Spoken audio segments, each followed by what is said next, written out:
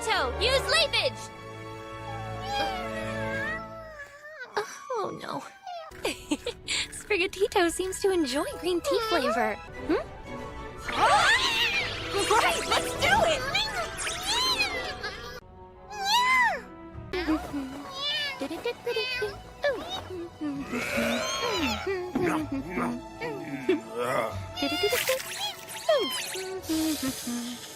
Just you wait. Where's Mom? She's busy. I doubt she'll be back today.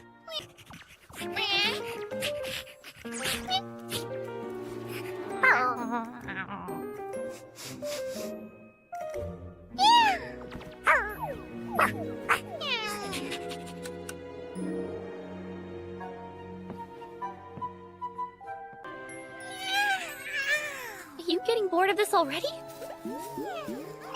You can change your mind just like that, can't you? Oh, good to know.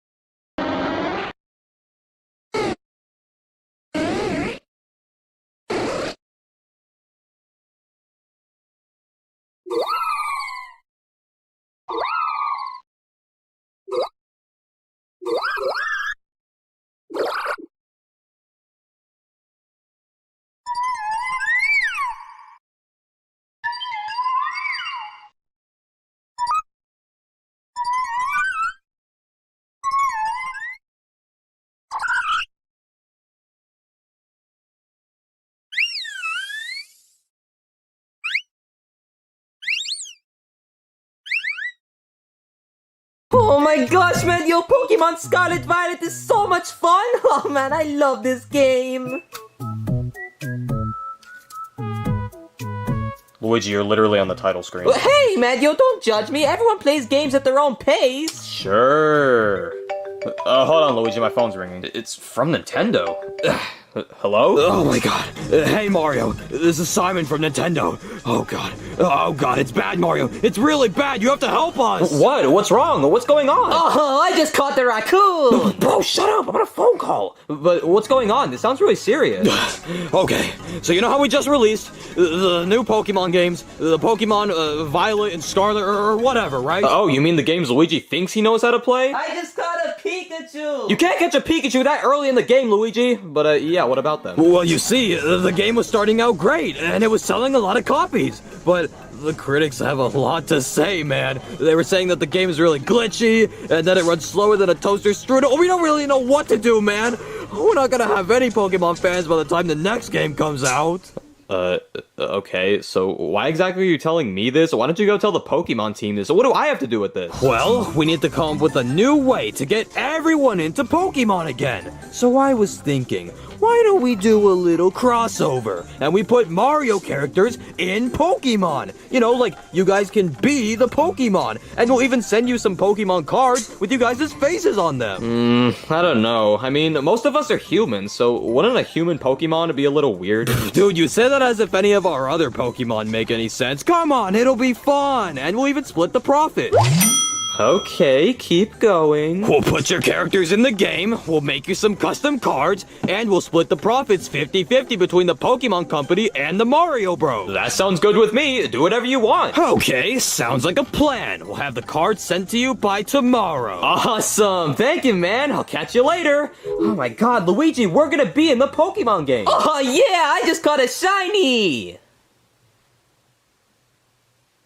Okay, even though you're utterly stupid, I can't even be mad at you right now. Luigi, we're going to be Pokemon. Well, wait, you're serious about that? Well, that's awesome, Matthew. That's gonna be so much fun. Oh, I can't wait to see my Pokemon and see what awesome moves are gonna give me. Like, it's gonna be like, Luigi, do the Kamehameha, and then I'm gonna blow up and it's just an instant. No, it's not really up to us. That's awesome. Oh, man, being a Pokemon's gonna be so cool. Oh, wait, I forgot. I'm in the middle of a battle. Okay, I gotta finish this. Alright, go, Squirtle. Do the Thunder Shock. Well, just gotta wait for tomorrow for our Pokemon debut. I wonder who's at the door. Oh, I know what this is. This is the Pokemon cards. Alright, let's see. Yep, there it is. Alright, guys, you ready for the grand reveal? Yep, get that thing open. It's not a thing, Yoshi. It's a box. Ow! Okay, here we go. Maybe I shouldn't make fun of Chris Pratt that much. Whoa! Look at those things! Oh man, these are so cool! I mean, look at mine. It's so sparkly and shiny. I love it. Whoa! Hey, mine looks pretty cool too, but, why do I only have 50 HP? I don't know, that's your problem. Look at mine though! Mine has 200 HP! Oh my god, I am so OP right here. I mean, Peach has a card, but I don't think she's here, right? No, she doesn't really live with us, remember? Oh, yeah, right. Well, it doesn't seem like I have a card, so I guess I'm just gonna take this one. Hey, wait a minute! Where's my card, guys? What do you mean, Luigi? Your card's right there. It is? Let me see. Wait, what? What the heck is this? Why does my card look like that? What do you mean, Luigi? It's literally you. What's the issue? You think this is me? In a cosmic sort of way, yes. No, this isn't me, Yoshi. Why am I this weird yellow rat? His name is Pokemon! Dude, shut up. You're like one of those people that calls Link Zelda. But anyways, Luigi, your card might be a little different than ours, but who's to say that's a bad thing? I mean, it's good to stand out and be yourself, you know? Like, why would you want to be like everyone else when you can be different? You can be you! But this isn't me, Madio. I mean, all you guys got normal cards of yourselves. Why did they have to change mine? Could it be something wrong with me? Am I ugly or something? Is there something wrong with me? Guys, I have to go change myself! What? I don't know. He's just having some kind of mood or something. Don't worry about it, guys. I'll check on him later. Anyways, now that we have our cards, you want to play with them? Wait, we can play with these cards? What do you mean? You don't know about the Pokemon card game, Junior? That's the whole reason they make these. Oh, that's so cool. For a second, I thought you were supposed to eat them or something. Like, I thought this one was gonna taste like bubblegum. Yeah, same here. I thought mine was gonna taste like watermelon. Are you guys serious? Okay, you know what? Whatever. Let's just start a game, guys. Is something wrong with me or something? Like, why? Why did they have to change the way I look? I mean, I've looked the same forever. Why change now? Is there something wrong with the way I look? Like, is it the mustache? Do I have to shave the mustache? I mean, I have my razor right over there. I could just shave it off right now. Wait a minute. No, that doesn't make any sense. I still had the mustache on the card, and I still had on my other clothes, so clearly the way I look isn't the issue. Well, so then what could it be? Why would they change my design?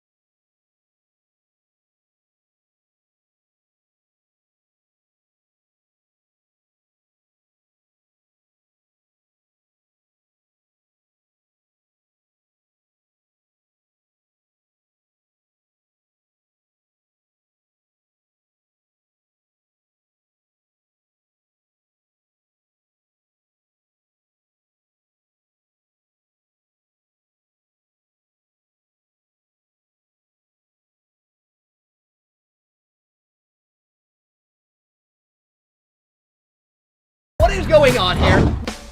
No way, no way. Murray, come here.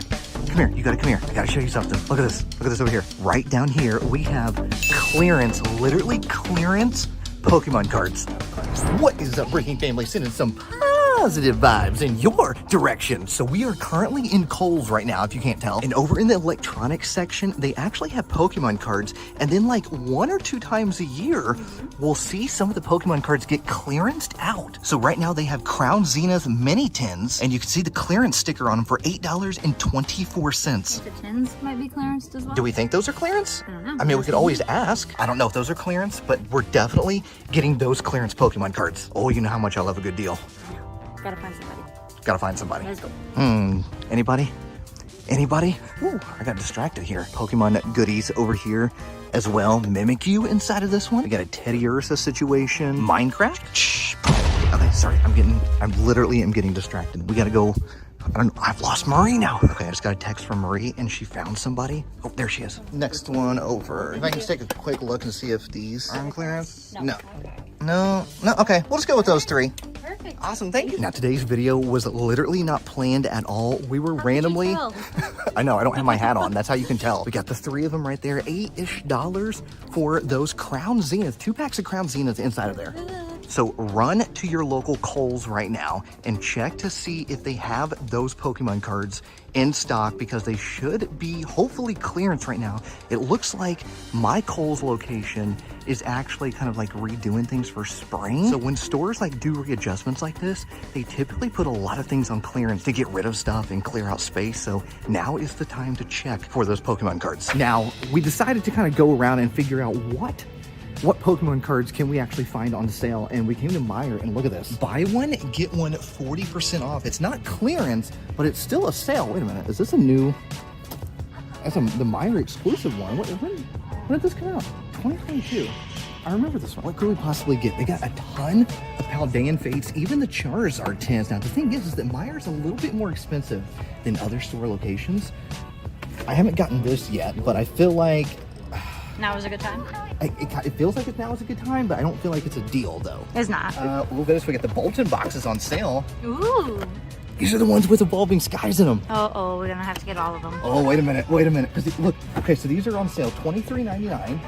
Do you get the additional 40% off, or is that not? Yeah, you would get 40% off. 2 Brilliant Stars up front. We got Evolving Skies in the back, and then Fusion Strike back there as well. Now, when these boxes would have came out, they would have been $20, but at Meijer, they are on sale. Definitely think we're gonna get some. All right, Marie. Mm-hmm. How many do they got here? We got 1, 2, 3, 4, 5, 6, 7, 8. Uh-huh. I don't think we need to buy all 8 of them. I don't either. I'm brown pack artwork on this one, so let's get this one. Now, Marie, you pick out one. You're really concentrating on this one. Okay, so what? Okay, so you got Sylveon. Sylveon is the pack artwork, so that's the one that you picked out. Sylveon is the pack artwork for that one. Now, we could go with the mystery boxes. I know I shouldn't do this, Yeah, you're right. but it's the Meijer exclusive one. That's completely different. I mean, okay, here. This will go, you'll understand this. It's got Flash Fire on it. That's your favorite set. So, exactly. Please. No, we're not getting all of them. No. I love how you think we're getting all of them, but we're not. And now you gotta put them back. Okay, now Marie, you pick out one since you've now put them all back. We still got the one over here that I picked out. So which one are you going with? And Claw machine. a Marie claw machine. All right, so that one you could go with. Absolutely. It feels a little bit lighter than the one I picked out, though. Fill mine over here. Yeah. Does it? All right, It feels lighter. Nobody liked yours anyway. Marie gave it some scratches to know which one that she picked out right there. Yes. Now, I don't think there's anything else that we actually really need here. We've already gotten one of the adventure chests. Don't need another one. We- You did a great job. We got, oh yeah. By the way, you did a phenomenal job with that. Let's not just, I don't need to go back and buy that painting. That's all I'm saying. I know, because technically, what you wanted me to find, A special illustration. it wasn't in there. It wasn't in there, but the one you picked out, literally every single pack had a hit inside of it. Every Just single one not of the them. right hit. Just not the right one, right? But people are saying you should get a redo. No. Let us know down in the comments. Do you think Marie should get a redo here? Now, the stacking tins, there's no promos in those. Those are literally just packs. I don't think we need anything else. They do have some of the World Championship decks right back here. I think we got a little bit of everything here. The froggy and the apple? No. Does not look like a frog. I mean, I see what you're saying here. It kind of looks like a frog. And an apple. That looks like it is a wrap at Meyer. Oh, much better. We got clearance Pokemon cards at Kohl's. You can see the sticker on the back of them now, $8.24, 25% off. So check your local Kohl's store because they do sell Pokemon cards and they could possibly be on clearance right now. Now, a lot of times, stores typically tend to have usually the same clearance items. However, sometimes they can differ, so make sure you kind of keep that in mind before you go out searching everywhere for any sort of clearance Pokemon cards, whether it comes to Kohl's or other stores like a Walmart or a Target. But right now, there's a good chance you could find some clearance Crown Zenith. That's right, some on-sale Pokemon cards. In Breaking Family, you all know how much I love a good deal. That's right, and now typically these tins cost about $8.99, and I understand, I'm about to say it, all right? I'm about to say it. I understand $8.24, right? $8.24 is not much different than $8.99. However, when you combine that with possibly, like, I don't know if the Kohl's Cash works on that, or some sort of coupon. We got Rayquaza right here, Rayquaza V, first Ultra Rare, Pack 1 right there. But when you combine this stuff that's on sale with other sorts of deals, coupons, or some sort of like point redemption thing, you can actually get a lot more off of it, and that's kind of the point of today's video. Oh, hang on, I'm lost. Let me get back to my thought. Rayquaza, right up there in the VIP section, the very important Pokemon card section, which means we can officially add the VIP ropes with the all-you-can-eat Bagel Bites. That's right, the all-you-can-eat Bagel Bites. That's all we serve in the VIP section. Sausage, pepperoni, combination cheese. That's it. That's all. Nothing else. Grab yourself a paper plate. You're VIP as well. But that's kind of the whole point of today's video, is that be on the lookout for Pokemon cards that are on clearance like we found today, or Pokemon cards that are just on sale on some sort of deal, because when you combine that with other sorts of deals, like I said, coupons, sometimes I say coupons and coupons. I don't know. How do you say it? Is it coupons or coupons? Let me know how you say it. I feel like I'm more of a coupon type of person, where I say coupon more than I say coupon, because Marie corrects me all the time. Okay, there we go. Of course it would do this. Machamp like strength. There we go. Whew. All right, I say coupon. All right, I sometimes I'll say coupon. I think I said it earlier, but I'm more or less say coupon most of the time. But when you combine those deals, right, you can get some even better deals than a card, Pokemon cards being on clearance. So, I don't know. I just wanted to inform you of what is going on out there. And then obviously we went to Meyer, and then they were doing a buy one, get one 40% off on all Pokemon cards. And so we got some mystery boxes that are like from 2022 that they randomly restocked. We got some Evolving Skies situations with those Bolton V boxes. So there is deals, Pokemon card deals, to be gotten out there. You just gotta pay attention. You just gotta look closely. And so I wanted to let you all know that there are Pokemon card deals going on right now, and we're taking advantage of that by buying some of those deals and showing them off right here. Okay, going into the next Crown Zenith booster pack. I know there's gonna be somebody out there who's like, oh, $8.99 is the normal retail price. You got it for $8.24. Woo. Ooh, exciting. Hey, it's exciting to me, all right? It's exciting to me. Saving some money, whether it's a few cents, 50 cents, 75 cents, or $50, energy, I think it's worth noting, and I think it's worth talking about, all right? You save a little bit here and there, and it goes a long way down the road, all right? We got double no pull inside of that one.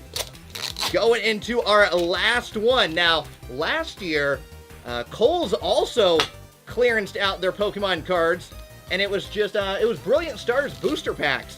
And there was literally like 4 of them left. I bought them, and one of them had the alternate art Arceus V inside of it. So, potential to get good pulls, all right? So just keep that in mind. Rude. We got Young Goose, Pokeball, Scyther, Starly, which is a bird. Fly away, bird. Fly away, bird's gotta fly. Be rude to tell a bird just sit there and not spread its wings and fly away. Calyrex and Executor. One stomp this time. Energy. Put that right over there. And a Pokemon catcher. One more Crown Zenith. One more. Even though I'm excited about the clearance Pokemon cards, for some reason, I feel good about the Bolton boxes. I don't know. I'm just getting some sort of vibe from the Bolton boxes, and I'm feeling like we're going to get a good pull from them. I don't know why, but I'm feeling it, okay? We got a Tangela with those Kanto vibes. Snorunt. Hey, it's spring officially this week where I'm located here in the U.S., so I don't want to think about any sort of snow right now. I want to focus on spring, which means lost vacuum, a vacuum, which means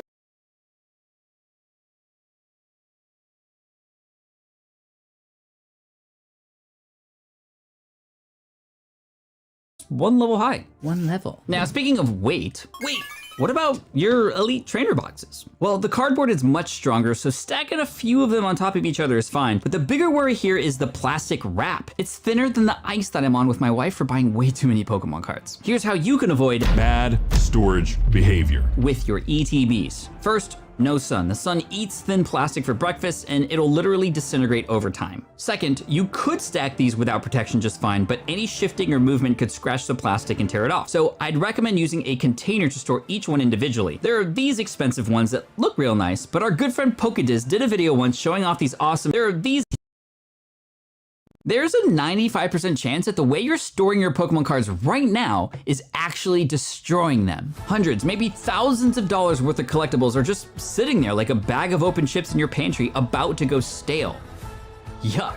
Don't be like this guy, or this guy who's made the mistakes I'm about to show you so you don't practice bad storage behavior. To start, let me ask you a question. Would you ever store your cards in your armpit? Of course you wouldn't. Like, please don't do that. That's super weird. But that's kind of what you're doing when you put your cards in a box and stick them in a place like the attic or a non-temperature controlled storage unit or Florida. Exposing your cards to hot and moist is bad storage behavior. Florida was a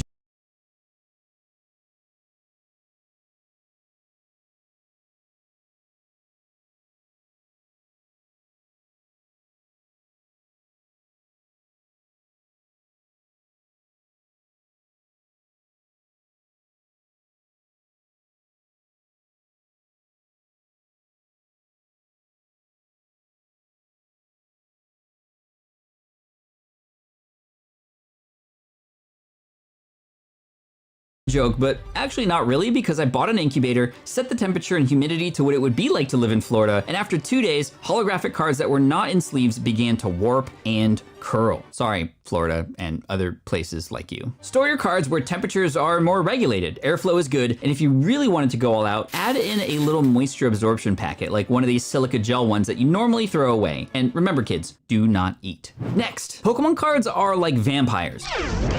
Not only do they suck the life out of, well, your bank account, but they don't do well in the sun either. I tested this, and within just a couple days, my Pokemon cards, including graded cards, began to fade in the sun. Yikes. Putting your cards in the path of direct sunlight is bad storage behavior. I'm looking at you, swap meet sellers who keep your cards out in the sun all day. I see you. And I'm also looking at you, the viewer, who likes to display your cards on your desk or bookshelf or somewhere else in your house. And these are usually your better items too. And that window you're next to, you might not know when you're out at school or work or something. A beam of light just may come across that window and bam, the sleeves and the top loaders and the card savers, they don't save your cards from harmful UV rays. UV rays? More like UV rays in a glass because you're saying farewell to your favorite cards. I'm so sorry, that was really bad. UV protection cases could work, but they could get expensive. Just look out for the sun, okay? Speaking of looking out, if you collect sealed packs, well, I got your back. Because if you store them like this, that's bad storage behavior.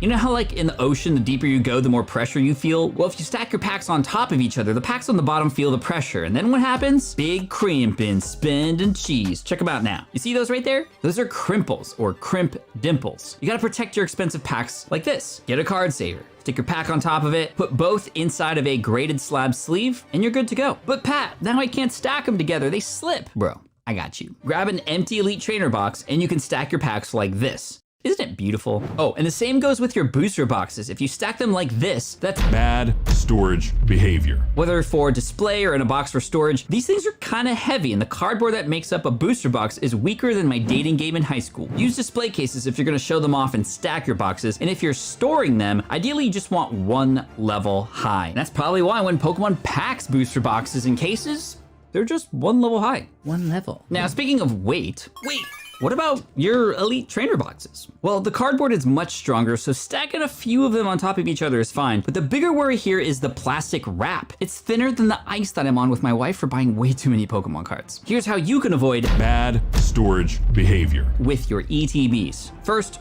no sun. The sun eats thin plastic for breakfast and it'll literally disintegrate over time. Second, you could stack these without protection just fine, but any shifting or movement could scratch the plastic and tear it off. So I'd recommend using a container to store each one individually. There are these expensive ones that look real nice, but our good friend Pokediz did a video once showing off these awesome food storage containers from the brand Bright Room, which you can find at Target that perfectly fit your ETB. Let's talk about your thick plastic. I'm talking about your graded and authenticated cards, like from PSA, CGC, BGS, and all the other random companies. One of the most common things I see is people stacking their graded cards on top of each other, like this. This is Bad storage behavior. not because of the weight, these things aren't that heavy, and yeah, I know, they're literally built for stacking like Lego, but the problem is the edges of the plastic are prone to chipping, and of course, like most hard plastics, it can easily scratch too.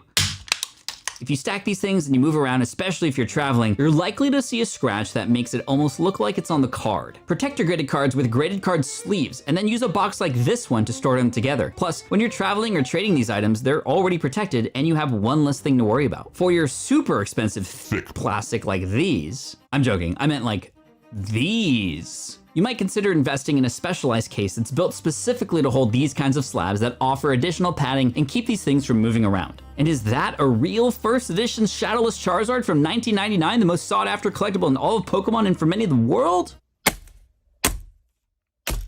No, it's fake. Storage isn't just about where or how you store your cards for long-term protection, it's about staying organized so you can quickly find what you're looking for. If you're not labeling your stuff in storage so you can easily find it later, you're practicing Bad storage behavior. Here's a couple things I like to do. Removable labels. Write something down, add one on. If you need to change it up, easy to remove. Done.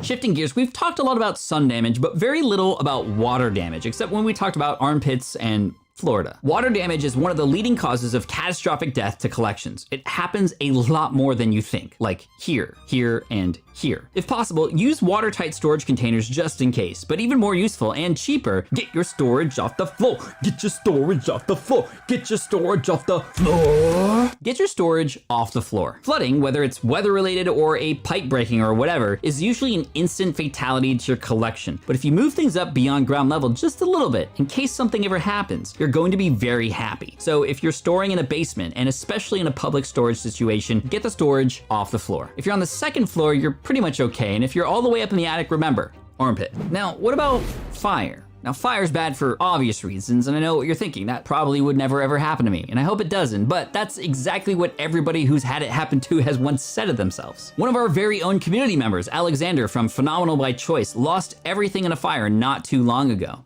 2 days ago, my house caught fire and I lost everything.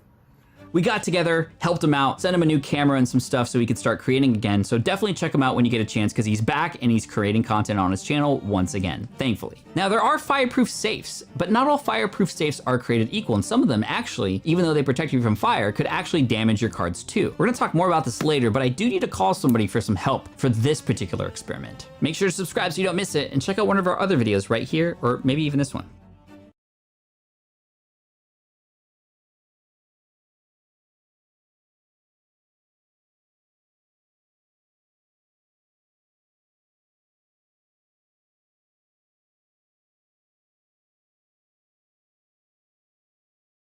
Millions of people collect Pokemon cards.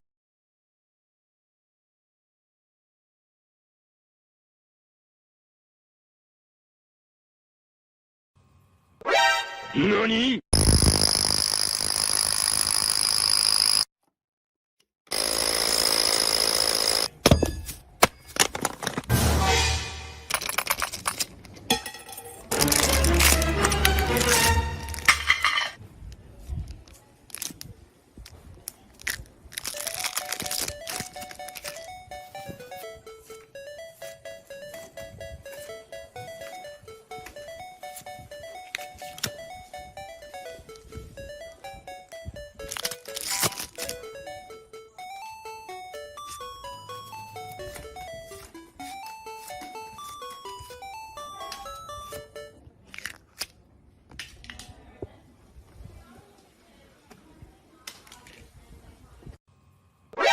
The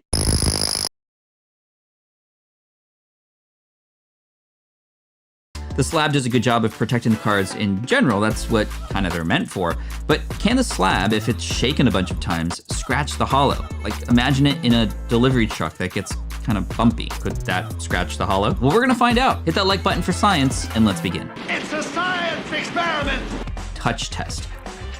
Really, really nice shine on these Chansey hollows as you can see, but in the right light, the glare reveals, yep, print line here and here near the bottom. Upper left is what looks like someone else's fingerprint, just kind of poor in general. But let's see what happens here in this upper right-hand corner if we were to just press the thumb on the hollow portion.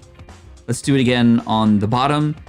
And although it looks okay in the right light, there, my thumbprint, right on Chansey's, well, let's call them tufts of hair, whatever they are. Definitely was not there before. And of course, our fingers have oils. You definitely don't want to be touching cards like this. Looks like it also clouds the hollow a bit, but it doesn't really scratch it, it seems. Let's try touching this a bunch of times, 10 times in the same spot to see if anything happens.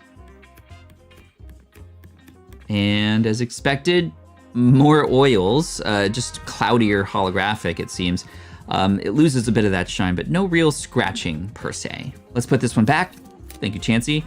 Next, the finger and nail test. Maybe you're handling these poorly, you happen to rub or scrape your finger along the hollow. How sensitive is the hollow? Well, let's take a look at it before. All right, a couple of print lines here and here. Okay, actually, this looks pretty good otherwise, to be honest. Checking different angles with the lighting, way better than the last Chansey we just looked at for now. Okay, the upper corner, that's what we're gonna focus on. I'm gonna put this Chansey down on the play mat and then one swipe with the finger up and down. Let's take a look and, yo, clear vertical markings of some kind right over in this area. And then what looks like to be a fingerprint here below the print line at the bottom. That's just one finger swipe. Ooh, even clearer dark lines there. Definitely a bit more than just surface oil at play here. That's insane. Let's use the finger a bit more. Wow, it looks like a crosshatch pattern at this point. Some surface abrasions, as you can see, plus a fatty fingerprint. At least you're still smiling, Chansey. You can see how it affects the shine of the hollow. The oils in the finger, again, not helping here. Again, this is why we use sleeves, people, but still, can the sleeve damage the card? Well, we'll see. But first, we've got the fingernail test. What I'm gonna do is just put Chansey down again, lightly bring my finger and nail over the edge of the card, barely touching it, and whoa. That was not much pressure. I couldn't have two with the nail across the sleeve. Major print line, never mind, print.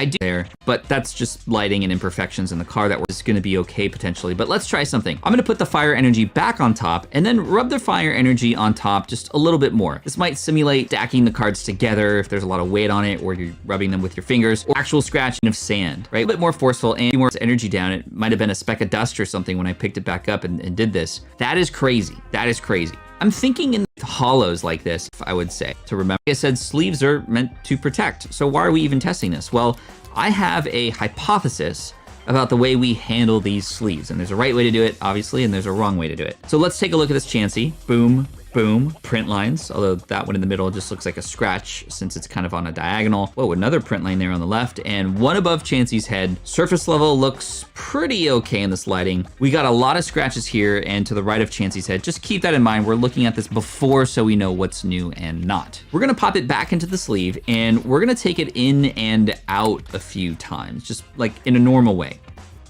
And as you'd expect, nothing crazy happening here. Right? All the same scratches and lines that we saw before because the sleeve part didn't really touch the hollow at all. And if the hollow is touching, it's usually just chilling somewhere. But what if, like, and I've actually seen some people do this before. You sort of grab the card here on the hollow, not toward the bottom, but on the hollow itself with just enough pressure to hold the card. And then when you slide the card out, what happens? Watch this. Let's give it a couple more. And, see that? At the bottom, boom, right there. Clear vertical lines from the sleeve with just a little bit of pressure, just a tiny bit. We see these sort of abrasions and they're bad.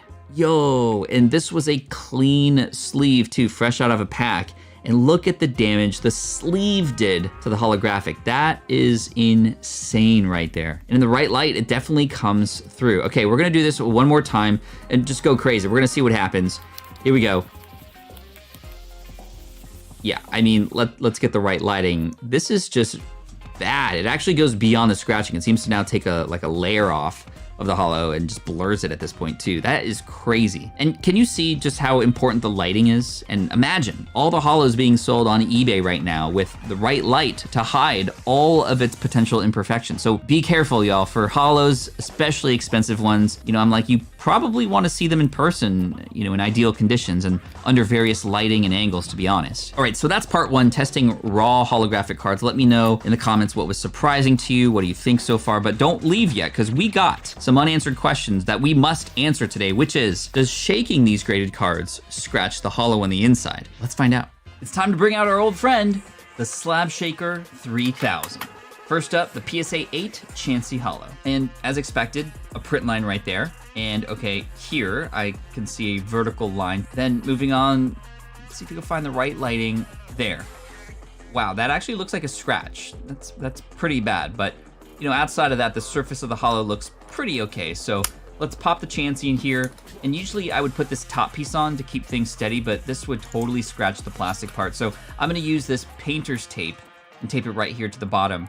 And when I turn this on, I'm gonna just keep my finger on here for stability and just let it slide underneath. And we'll go for 10 minutes. Ready? Here we go in 3, 2, and 1. All right, Chansey, let's see what you got. Let's zoom in. Whoa, are you seeing that? We have some scratches over here on the left-hand side. We see that same vertical line that was near Chansey's tuft, but there seems to be some new ones. Let's compare it to the before picture. Yeah, I'm not sure. I mean, I wouldn't expect the scratches to be that length, right? It's not moving that much up and down. I want to get this right because, you know, I don't want to get rattled, if you know what I'm saying. I feel like that's on the plastic. I don't know. We'll have to see later. I'm going to test these cards face down too, but I'm not convinced yet. We'll put that aside. For now, let's take a look at the CGC Chansey 8. And if this is correct, this should be in a little better condition since CGC grades a little bit more harsh than PSA. Yeah, okay, this one actually looks really nice. Print line right there, and kind of looks like a faint line there on the left, and even some lines over here near the tuft. But yeah, really nice holo here. So you know how this works by now. Let's pop it in, tape it up, and 5, 4, 3, 2, and 1.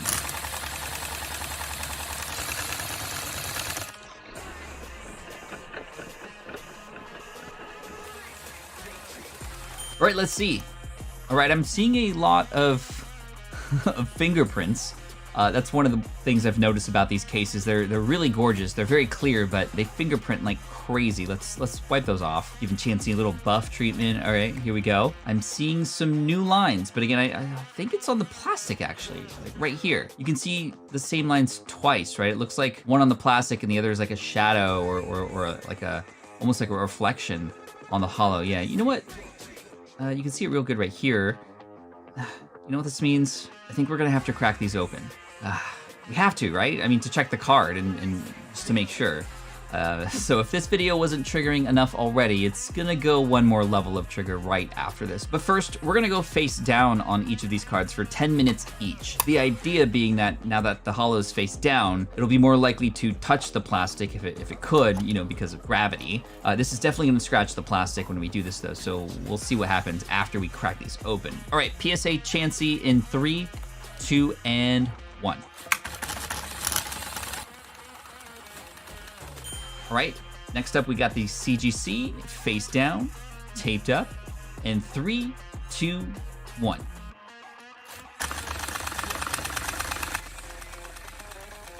All right, the CGC Chansey is now done. We've got the PSA card ready to reveal too. Let's take a look at the CGC again.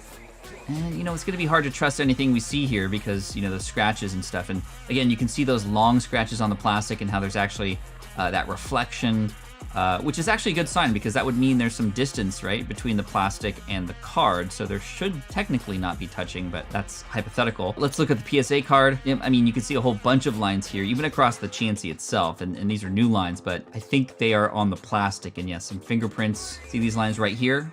That, again, I think is on the plastic, which means only got one thing left to do. Let's push this aside and... Boom! The Slab Cracker Superior. This is actually a PVC pipe cutter, but today it's the Chansey Extractor for Truth About Holographic Cards tool thingy. If you're not comfortable with this, you might want to look away for this one.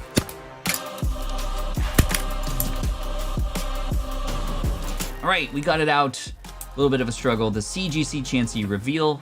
Here we go. That giant line to the left of Chansey is now gone. That was definitely a scratch on the outside of the slab. I'm not seeing any weird abrasions or abnormalities. Just those print lines, of course, right? I'm looking for cloudiness or blurriness. Let's see if we can get the right lighting to see if it actually is cloudy or not. Yeah, that actually looks really, really good. So I think CGC Chansey, I'm pretty sure you passed the test, at least from my naked eye and what people can see in the camera. All right, next up, the PSA 8 Chansey. Let's get a crackin'. Oh no, that's okay. That's not good, yikes. All right, let me work to see if I can get this out as safely as possible. Okay, that could have been bad. What am I talking about? Look at this table, this is bad. Oh man, science isn't always pretty though when you're looking for answers. All right, turning it around and, all right, I see the same lines that were there before so far. Wow, okay, this view right here that I'm paused on, wow, is definitely the most suspect here, right? Let me tell you what I'm seeing. I see this line, which looks new to me. That is obviously on the card and that I don't believe was there before. That seems a bit odd and maybe that happened while uncracking this thing. I should have done it more carefully, but again, that's not the damage I would expect. This over here though, all along the right-hand side, like just in the right lighting, I'm seeing this sort of scuffing, this like not really sandpaper, but kind of, right? Am I just seeing are you seeing this? What do you think? Let me know in the comment section below if you're seeing something I'm not. And yes, I realize this is a hollow bleed Chansey. I saw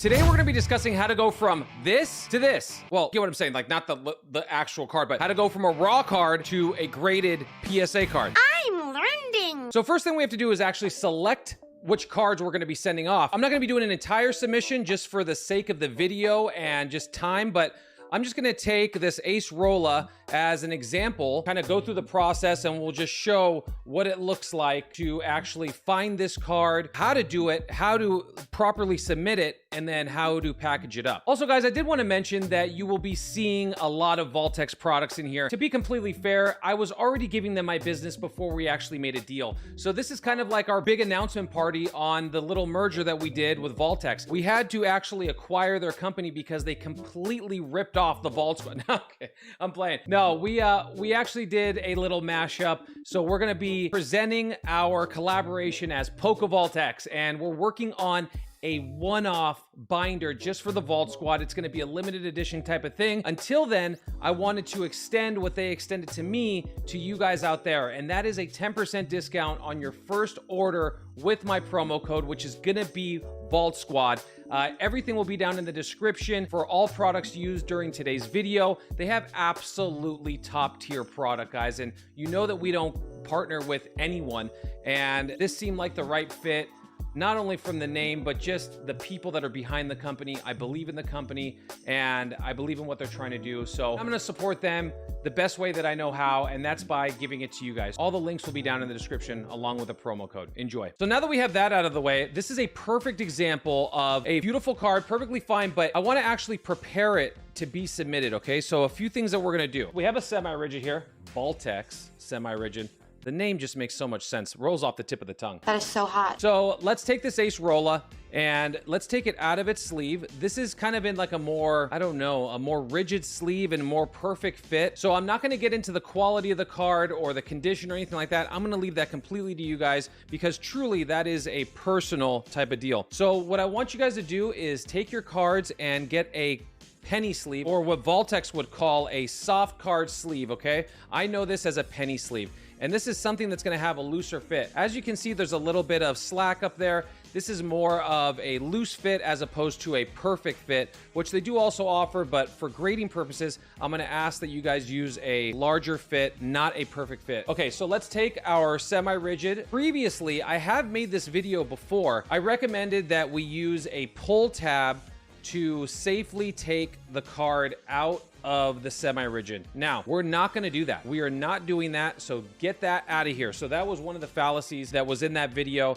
and I want to correct this, okay? So after doing more research and after educating myself, I have been told that the way PSA does it is they will actually cut the semi-rigid right here to safely extract the card out of the semi-rigid. So that was news to me. So the pull tabs are no longer necessary. Not to mention if they get kind of jammed in there, you don't want them to damage the card. This is how all of our cards should look. And by the time you're done, you will end up with something that looks like this, right? We can all agree. We've seen this before. So there you go. To save yourself some time, guys, I would highly suggest putting like cards with like sets. So if you have a lot of 151 here, put the 151 together, put your evolutions together, whatever it is, put your sets together and it will make your life easier when it comes to submitting, okay? So let's move over to our desktop here. Just to begin with, guys, we're gonna go to psacard.com and that's where we're gonna start our little adventure here. Another thing that I did not mention in my previous video a couple years ago is you're gonna want to make a decision on whether you wanna join the PSA Collectors Club. Okay, this is their own club and it gives you discounted rates. You can do different tier levels. It will give you discounted rates on submitting your cards, okay? And that's one thing that I didn't discuss last time. And I will say this, PSA is not giving me a penny to say this. And if this is a video that you guys enjoy, I will go through this process when it comes to BGS, CGC, AGS, whatever it is. I'll go through this process of trying to show how you would submit to other companies. But I'm a PSA kid, so that's what I feel most comfortable with as of right now, but I don't mind going through that process, okay? Let's go back to the homepage here. So once we're here, we want to just go up here. We're going to make our login. You guys, this is self-explanatory as far as I'm concerned. So we're going to skip right to the submit portion and we're going to go to start. And then right here, we're going to go to start submission. You'll see 72 here. This is other submissions. I just made a submission a few days ago and sent it off. It will show you your most recent submission. So first thing we're going to want to do is click trading cards right here at the top. Self-explanatory, but sometimes it gets a little like confusing, right? We're like, oh, do you want to cross over? If all we're doing is grading, let's just click grading right here. And then for regular PSA grading, we're just going to click the very top, no autograph authentication. No one should be authenticating their autograph unless they're absolutely famous or an artist of the TCG, but we'll just leave it right there. No autograph, no authentication. All right. And then we're going to go down here and we're just going to click next. All right. So we're smooth sailing. We're flying right now, right? This is what I was talking about earlier, guys, with the different levels. So if you were just coming here off the street and you just wanted to check out and submit as just, you know, non-collectors club, whatever, you're gonna have less options right here. So you're gonna be there and you're like, whoa, I can't, you know, I just see less options. When you look down here, if you're part of the collectors club, you're gonna get different options. So this is, you'll see TCG bulk, you'll see value, bulk value, and then there's dates. You gotta be really careful which one you pick here. You don't wanna be trying to submit Pokemon cards under sports, right? So we're gonna go TCG, which is trading card game, TCG bulk 1992 to present. So that tells me that you could submit the oldest Japanese Pokemon cards, right, from back in the day. So it's saying, hey, this is a good submission level. And then also you'll see 199, okay? You'll see 199 for declared max value. So let's talk about that for a second. This is something that is up for debate in a sense because I have a certain mind about it, but I'm gonna say just what PSA would what they probably have in their terms and conditions or bylaws. Let's take this Charizard, for example. This is a graded Charizard from Starbirth. If I were submitting this card raw, they want you to place this card in what you think the graded value would be. And this is before grading. So you have a raw Charizard card. They want you to submit at the level where you think this thing is going to grade. So they're saying, oh, you look at it yourself. Is it a PSA 8, 9, 10, whatever it is, PSA 1? Then you submit at that level. That is very difficult for me to accept because I'm not a grader. I don't know what the card's gonna get. And that means that I have to do all this extra legwork. You know what? It is what it is. I've always submitted in bulk, and if it's a higher end card where even, it's not even gonna be close at $199, then I will submit at the higher tier level, which you see on the screen. But that's what they want. They want you to guess what grade it's gonna get and then what the value is gonna be of that card and then submit at that level. So that's what that means. When you see down here, when you see, $199 declare value, $499, $499, okay? They want you to submit at that level. And the prices are according, so you can do value bulk. If you think you have some higher end cards, do it at value bulk for $19 a piece, and you won't have to worry about any type of upcharge or anything like that. A lot of newer cards will fall under that $499 realm, so you don't have to do a lot of think work, okay? So for our card specifically, we're gonna be in the $199, just based off of the condition. This is where condition comes molds. I'm gonna say to okay, so card, and they're like, hey, they buy other collections or they buy cards and they're like, I have no idea what set that card's from. So I have a little hack for you. You go to a site like Pokelector, okay? So that is Pokelector right here, okay? It will show you different sets. So if you go to the sets, find all the sets, so see all or something like that. Right here, you'll see that it shows you the decal of the set. Now, I know this seems trivial for some people, like obviously that's from Burning Shadows. It's obvious to us. That decal may be obvious to a lot of us, but it might not be obvious to everyone. So I know that it's Burning Shadows just because I know, but not everyone's gonna know that, right? So we're gonna go down here, Burning Shadows and Sun and Moon, and there's our decal, all right? So David should have it up on the screen, and we see the decal and it matches up. Let's click on that. And now we have all the information here. We have when the set was made, we have the name of it, what group it's from, Sun and Moon, boom, we're styling, right? So we have that. So what I usually do is I'll start with Pokemon, and this is just, we're gonna use the search engine of PSA to make our lives easy. Pokemon, Burning Shadows, and don't worry what it says below, just keep on working. Burning Shadows, and then we're gonna put Acerola 142. And then I like to hit space, and that usually populates. So there we go, it took away a bunch. So as you can see, you see Acerola, you see Portuguese, you see Full Art, you see Spanish, French, blah, okay. So we're like, wait, this could be tricky, right? 112, that number doesn't match. We have 142, it's a Full Art, Acerola in English. It won't say English next to it. If it says nothing, that means English. So now let's say you have, what I talked about in the beginning of the video is putting all of your cards in the same set next to each other, right? So what we can do here, and this is the exact start of how PSA uses their descriptions, we'll copy this. We'll copy the first part of this, and then all we'll do is put the number in. It takes all the think work out of it. So command copy, and let's say our next card out of Burning Shadows is number 143. We'll paste that and then put 143, and boom, our next Full Art trainer will pop up. So declared value, I think this is an 8. I'm gonna say that an 8 in this card is worth like 40 bucks, okay? So I'm gonna put $40. I have no idea. We're not gonna get into that high level above the neck mustard deal right now, but this is what they want, okay? So boom, save. Okay, so save, we're there. Now we can go over here. We see below right here, boom. We've properly submitted that. We have properly submitted that card. Now, what you're gonna do is just wash, rinse, and repeat. So now that we have that, as soon as we have it properly saved in that portal right there like that, or we have it under the quantity and description, what I like to do now, rather than using the tabs, right? We remember, tabs are out, no more tabs. What I like to do, since they're gonna ruin this semi-rigid anyway, I like putting the number in the top right. Call me obsessive, compulsive over it, whatever. I don't give a crap, but that's what I like to do until further notice. So number 1, right? And then what'll happen after we're entering our cards and using our copy and paste method or using how to find the set, our cards will look like this, 1, 2, 3, 4, and I put them in order just like that. I like doing this just because I think in my old mind that it makes it more easy for the rep or whoever it is that's grading my card at PSA. It makes it easier for them to find the card. Let's say they dropped it or whatever. Okay, so boom, I need number 4. Oh, number 4 was Pikachu at a 151.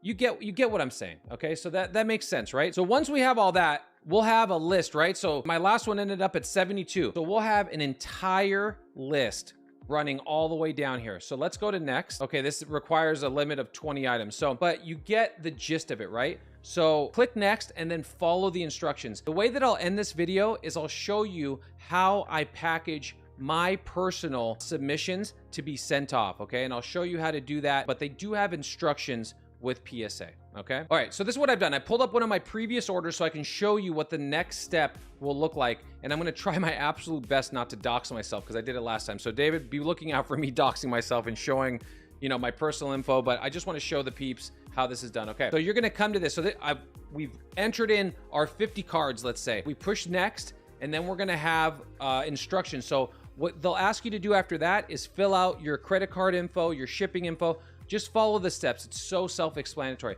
Then you're gonna go to next when you're done with all of those steps that they give you, and it's gonna give you this kind of this submission sheet, okay? You're gonna have this barcode. You're gonna wanna put that on the outside of your box, and then you're gonna have to decide where you're gonna send it. All right, I'm gonna try to do this without doxing myself. All right, here we go. You can either send it to See You Receiving in Newport Beach or See You Receiving in Santa Ana. Now, you need to pay attention to how you're shipping. Are you doing USPS or FedEx? Okay, depending on if you use either shipping company, you have to go to those certain addresses. So if it's USPS, you're going to Newport. If it's FedEx, you're going to Santa Ana. Be very wary of that. And do not forget to cut this out when you print all this out and then put this barcode in there. When you print this entire page, Command P and print all these. There's gonna be 3 submission forms, right? 1 and 2 go to PSA for like the grader, and then the third one's for the customer. You keep the third one and then put all the other papers into the box along with your submission, okay? Very important, do not forget to do that. All right, guys, last but not least, I wanna show you how I package my personal submission. So depending on how many cards there are, so let's say there's 10 to 100, whatever. I like to use, okay, just so I could show you, I like to use bubble wrap, okay, if I can, and then I'll wrap up the cards like this, so you'll end up with something like this, right? Maybe put a little piece of tape on it. Don't make it so difficult that the person can't open it, okay? So if this thing's gonna get smashed, it's gonna get smashed, and it's gonna be USPS's fault. You know, that's a whole nother story. But don't make it so it's like the worst Christmas present ever for the PSA grader. You can either use like beans or more bubble wrap, whatever it is.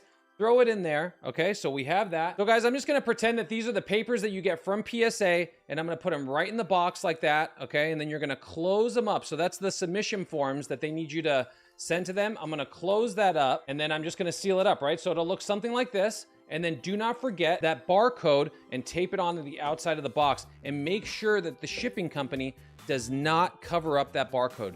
PSA needs that, okay? So there you go. All right, guys, I know that was a long one. I hope that was in some way helpful, and I was able to clean up some of the previous mistakes from my previous video.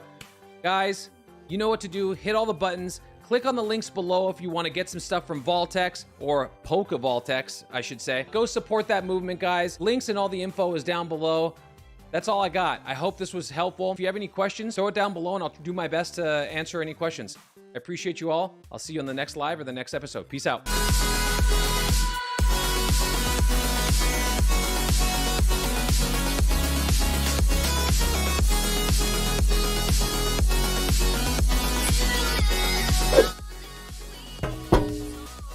Yeah, I'm talking to you.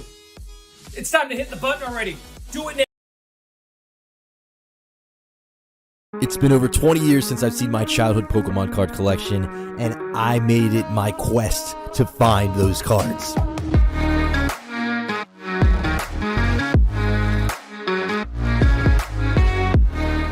I decided to visit my parents and search the basement, high and low, in every corner, nook, and cranny to find those cards. They have a lot of stuff in their basement. A lot of it is probably my crap from when I was a kid. This stuff definitely piles up over the years, but that doesn't matter. We're gonna find them today. I still can't even remember barely half of the cards, maybe not even a quarter of the cards that I had as a kid, and I really don't know what to expect. If I do find them, the conditions could probably be really played. Maybe some could be in really good condition. Maybe I even have a rare card that I completely forgot about. But either way, they're my childhood cards. I just want to find them and look at them again, and remember pulling those cards and trading for them on the playground and driving to the card store to pick up those packs of cards. Finally, after 2 hours of searching, I spotted a box and I started digging through it. It's crazy. There's a ton of old video games in there, which are also amazing if you guys are into old school video games, but I dug and dug through it, and I finally found my childhood cards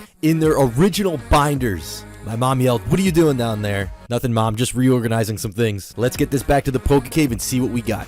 These might look like a couple beat up old binders, and they are, But these are my childhood collection binders that I have not opened up or seen in over 20 years. We're going to dive into it and see what I have inside of here. Welcome back. If you don't know me, my name is Pokerev, and this is the Poke Cave. I'm really excited to finally be able to find my binders that I had as a child, and it's really going to be interesting to go through those and see what I find in there. I have no idea what the conditions are going to be like, if there's going to be crazy valuable cards or not, but either way, I'm going to bring you guys back in time with me, and we're going to have a lot of fun here today. So back in 1999, when the Pokemon craze originally hit, I was obsessed. The cards, the video games, everything you can imagine, I was super into. So this is going to be a dive back in time, but first I want to start off by showing you guys some of the things that originally got me hooked. So these are just some of the video games that I had as a kid. Now, these ones right here are actually still factory sealed, and it's really cool to have these in my collection.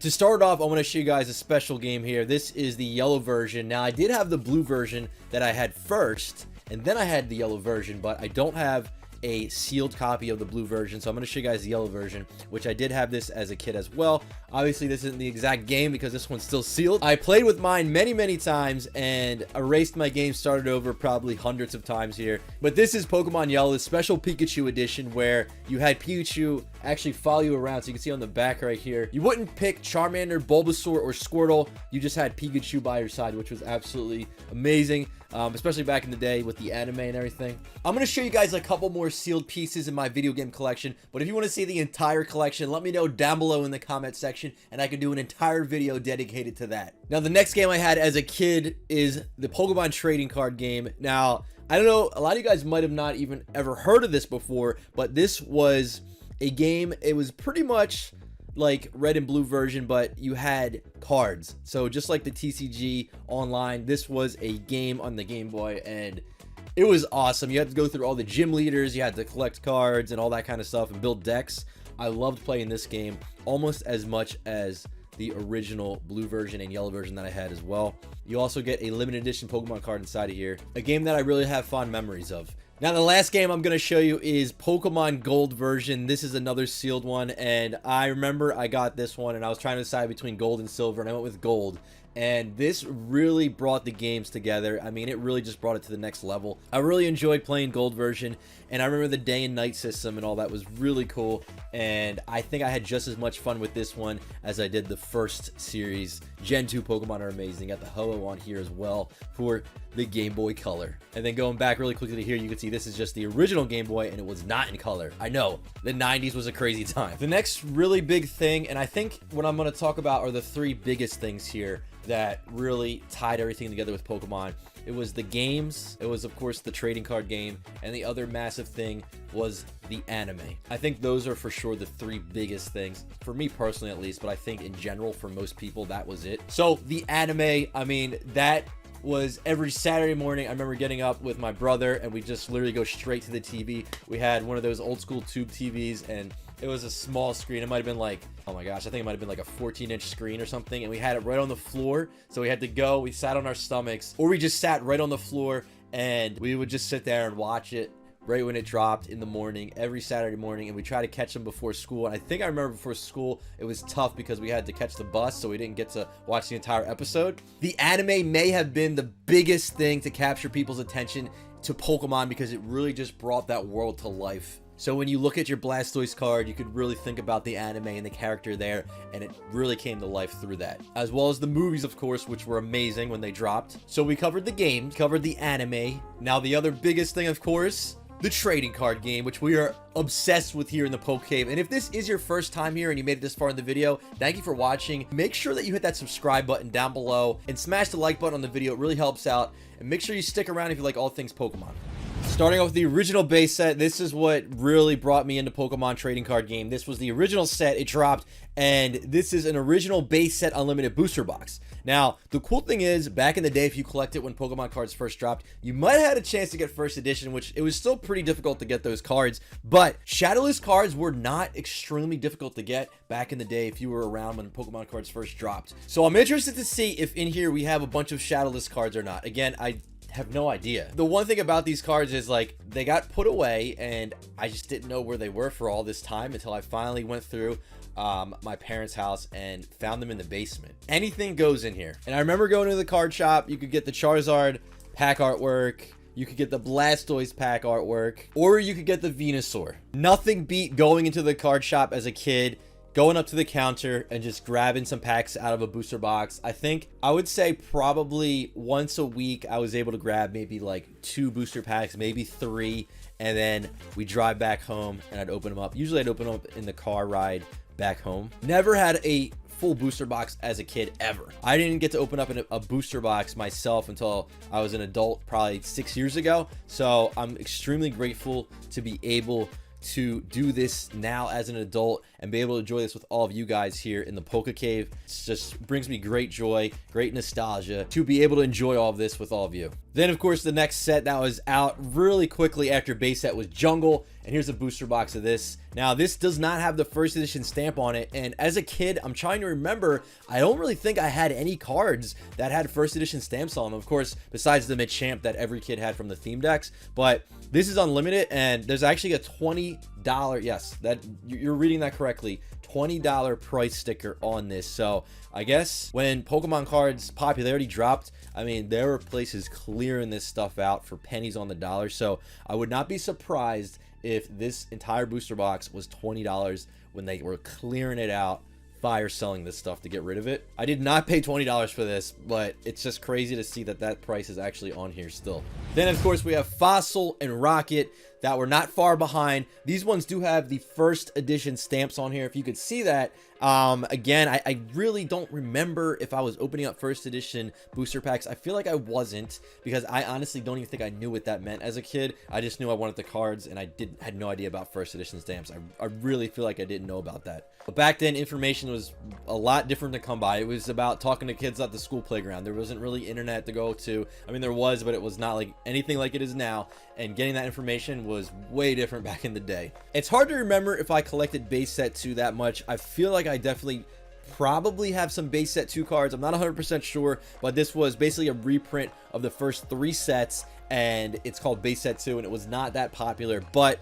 I feel like I probably have some of those cards, and I just can't remember. Now another thing is Japanese cards back in the day. You might be picking these up because the English versions of a lot of these sets were difficult to find, especially when a set was dropped and during the peak of the Pokemon hype in 1999 and 2000. So Rocket, Japanese, I'm wondering, I feel like I did base set cards in there as well. I can't quite remember. I feel like maybe not, because these were probably difficult to find, but I'm not 100% sure. And most of my collecting journey ended with the gym sets, Gym Heroes and Gym Challenge. Again, these are first edition booster boxes. I do not think I have first edition. I might, you never know, so I'll have to see what's in the binder. I remember the gym sets vividly, and then once Generation 2 Pokemon kicked in, I was moving into middle school, and a lot of kids back then in middle school were not really into Pokemon, and it was kind of like the uncool thing to do if you collected Pokemon cards. So to me, the trading card game was always a social thing. I'd like to get the packs, open them up, bring them to school, trade with people. But with other people not wanting you to bring your cards to schools, and with a lot of schools already banning it, it was hard to do that and to stay interested just by myself collecting. So I stuck with the video games, but with the TCG I kind of fell off because I didn't want to, you know, bring it to school and be like, hey, I collect Pokemon, what's up everybody? And like, no, it's just it was tough until I picked back up in my early 20s. But the cool thing is,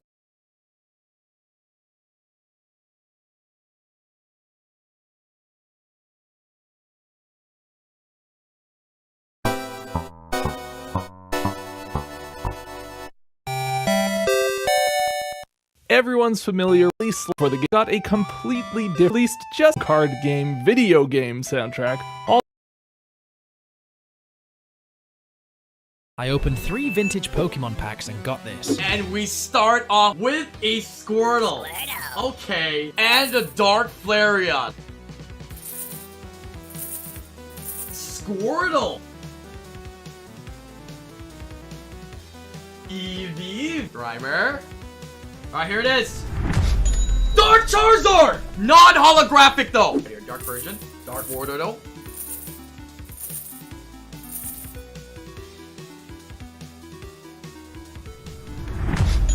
Another Dark Charizard! How many are we gonna get? Dark Kadabra, nice. Boss's Way. Goop Yes Attack, baby. Zubat. Sleep. Holographic Dark Blastoise! Let's go, baby! I opened 3 vintage Pokemon packs and got this. And we start off with a Squirtle. Okay. And a Dark Flareon. Squirtle. Eevee. Grimer. Alright, here it is. Dark Charizard! Non-holographic though. Right here, Dark version. Dark Wartortle.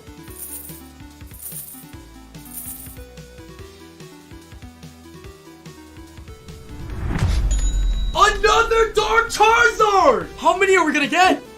Let's do a Pokemon pack battle. This user requested 9 versus 9, so we're gonna do the 9th pack from the back and the 9th pack from the front.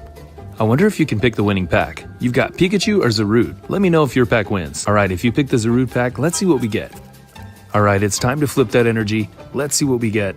Dark type. In the first pack, we got a Reverse Alistair and a Quagsire. Does the Pikachu pack have the power to win?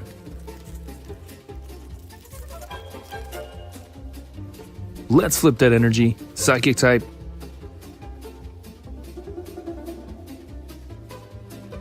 Was the Pikachu pack lucky? We got a Reverse Samurott, pretty nice, and a Whimsicott. Which pack do you think won? Let's do Pokemon Pack Challenge. 10 push-ups equals 1 pack, and you have to open it in a plank position. Bet, let's go. Okay. 1, 2, 3, 4, 5, 6, 7, 8, 9, 10. Alright, 10. We got 151 to start. We open fast. You should never purchase Pokemon. You should never purchase Pokemon cards off of Etsy. Take, for example, somebody was selling a $300,000 Pokemon card for only $100, and someone else was selling a $10,000 booster box for only $50. So I decided to bite the bullet and purchase both of them. So I started off with a first edition base set Charizard, graded in a perfect PSA 10 condition. Only one thing, it looked way too good to be true, so I cracked it out of the case, and this was what was inside. There's no ink in the middle. $500,000 card in half. Next up, we had a first edition Fossil booster box, but putting it side by side with an authentic one, things didn't look right. Right off the bat, though, the logos are going a different way. Look at the coloring on the box. It is, like, just way off. That's when I decided to open it up and see what was inside. I'll just randomly, like, throw it in here. They feel so weird. And sure enough, there were a bunch of fake booster packs in there, not even with the Fossil logos on it. And yeah, I opened them up, and there was a bunch of fake Pokemon cards inside. And that's why you should never purchase Pokemon cards off of Etsy. Take, for example, somebody was selling a $300,000 Pokemon card for only $100, and someone else was selling a $10,000 booster box for only $50. So I decided to bite the bullet and purchase both of them. So I started off with a first edition base set Charizard, graded in a perfect PSA 10 condition. Only one thing, it looked way too good to be true, so I cracked it out of the case, and this was what was inside. There's no ink in the middle. $500,000 card in half. Next up, we had a first edition Fossil booster box, but putting it side by side with an authentic one, things didn't look right. Right off the bat, though, the logos are going a different way. Look at the coloring on the box. It is, like, just way off. That's when I decided to open it up and see what was inside. I'll just randomly, like, throw it in here. They feel so weird. And sure enough, there were a bunch of fake booster packs in there, not even with the Fossil logos on it. And yeah, I opened them up, and there was a bunch of fake Pokemon cards inside. And that's why you should never purchase Pokemon cards off of Etsy. Take, for example, somebody was selling a $300,000 Pokemon card for only $100, and someone else was selling a $10,000 booster box for only $50. So I decided to bite the bullet and purchase both of them. So I started off with a first edition base set Charizard, graded in a perfect PSA 10 condition. Only one thing, it looked way too good to be true, so I cracked it out of the case, and this was what was inside. There's no ink in the middle. $500,000 card in half.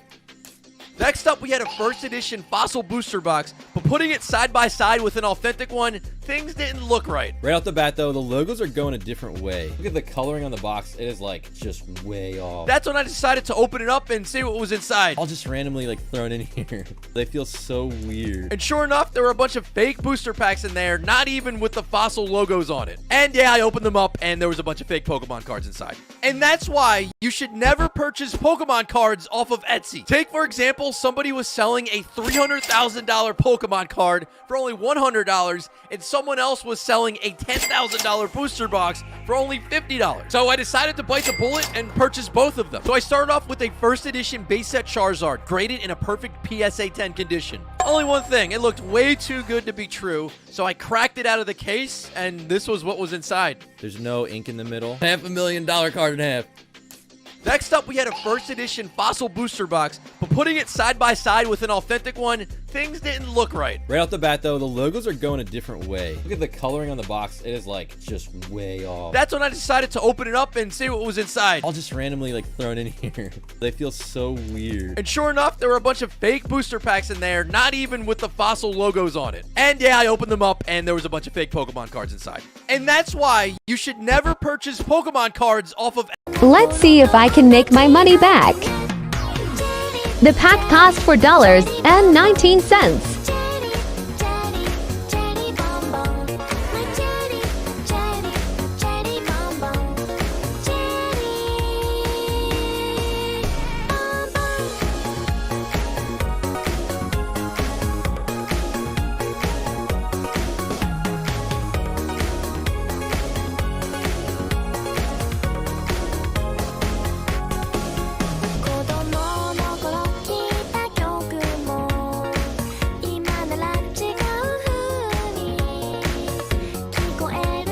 Thursday live recap. Bruno Full Art Trainer card. Center Scourge V Max. Empoleon V. Gardevoir GX. Alchemy the cake itself. Morpeko Baby Shiny. Raticate Breaks. Gym Trainer. Senesty. Stoutland V. Cinderace V. Super Scoop Up. Sylveon V. Glaceon V. Umbreon V Max. And a Glaceon V Max. And a Eternatus V Gold card. Thursday live recap. Bruno Full Art Trainer card. Center Scourge V Max. Empoleon V. Gardevoir GX. Alchemy the cake itself. Morpeko Baby Shiny. Raticate Breaks. Gym Trainer. Senesty. Alrighty guys, I'm at my local card shop and they have a Pokemon card vending machine. They have all of these boosters at the bottom, but they have these mystery cards. $3, $5, and $10 mystery cards. Let's go for a $10. Now let's see this puppy. What are we gonna get out the $10? Oh my gosh, let's find out. If it's a gold Pokemon card, I may put myself in the store. What's it gonna be? It's a VMAX. I'll definitely take that. A Rillaboom VMAX. What do you guys reckon? Should we do it again? Should we try out the other tiers? Alrighty guys, I'm at my local card shop and they have a Pokemon card vending machine. They have all of these boosters at the bottom, but they have these mystery cards. $3, $5, and $10 mystery cards. Let's go for a $10. Now let's see this puppy. What are we gonna get out the $10? Oh my gosh, let's find out. If it's a gold Pokemon card, I may put myself in the store. What's it gonna be? It's a VMAX. I'll definitely take that. A Rillaboom VMAX. What do you guys reckon? Should we do it again? Should we try out the other tiers? Alrighty guys, I'm at my local card shop and they Mizkif was hoping for a Charmander, but got this instead. Alright, I want Charmanders. Alright, cool. You don't want Charmeleons? It's my favorite set, man. Freaking love this set. Diglett. You can keep that card. Oh, okay. Yeah, okay. Ponyta. Magnemite. Okay. Dratini, not bad. Coughing. Been a really bad pack, Island. Drowsy, nice. So far, this has been dreadful to watch. Alright, last one. Here it is. Here comes T-Rocket. It's a hollow! It's actually a hollow, though! I'm stressing in. What do you mean? Wait, aren't you supposed to be losing weight?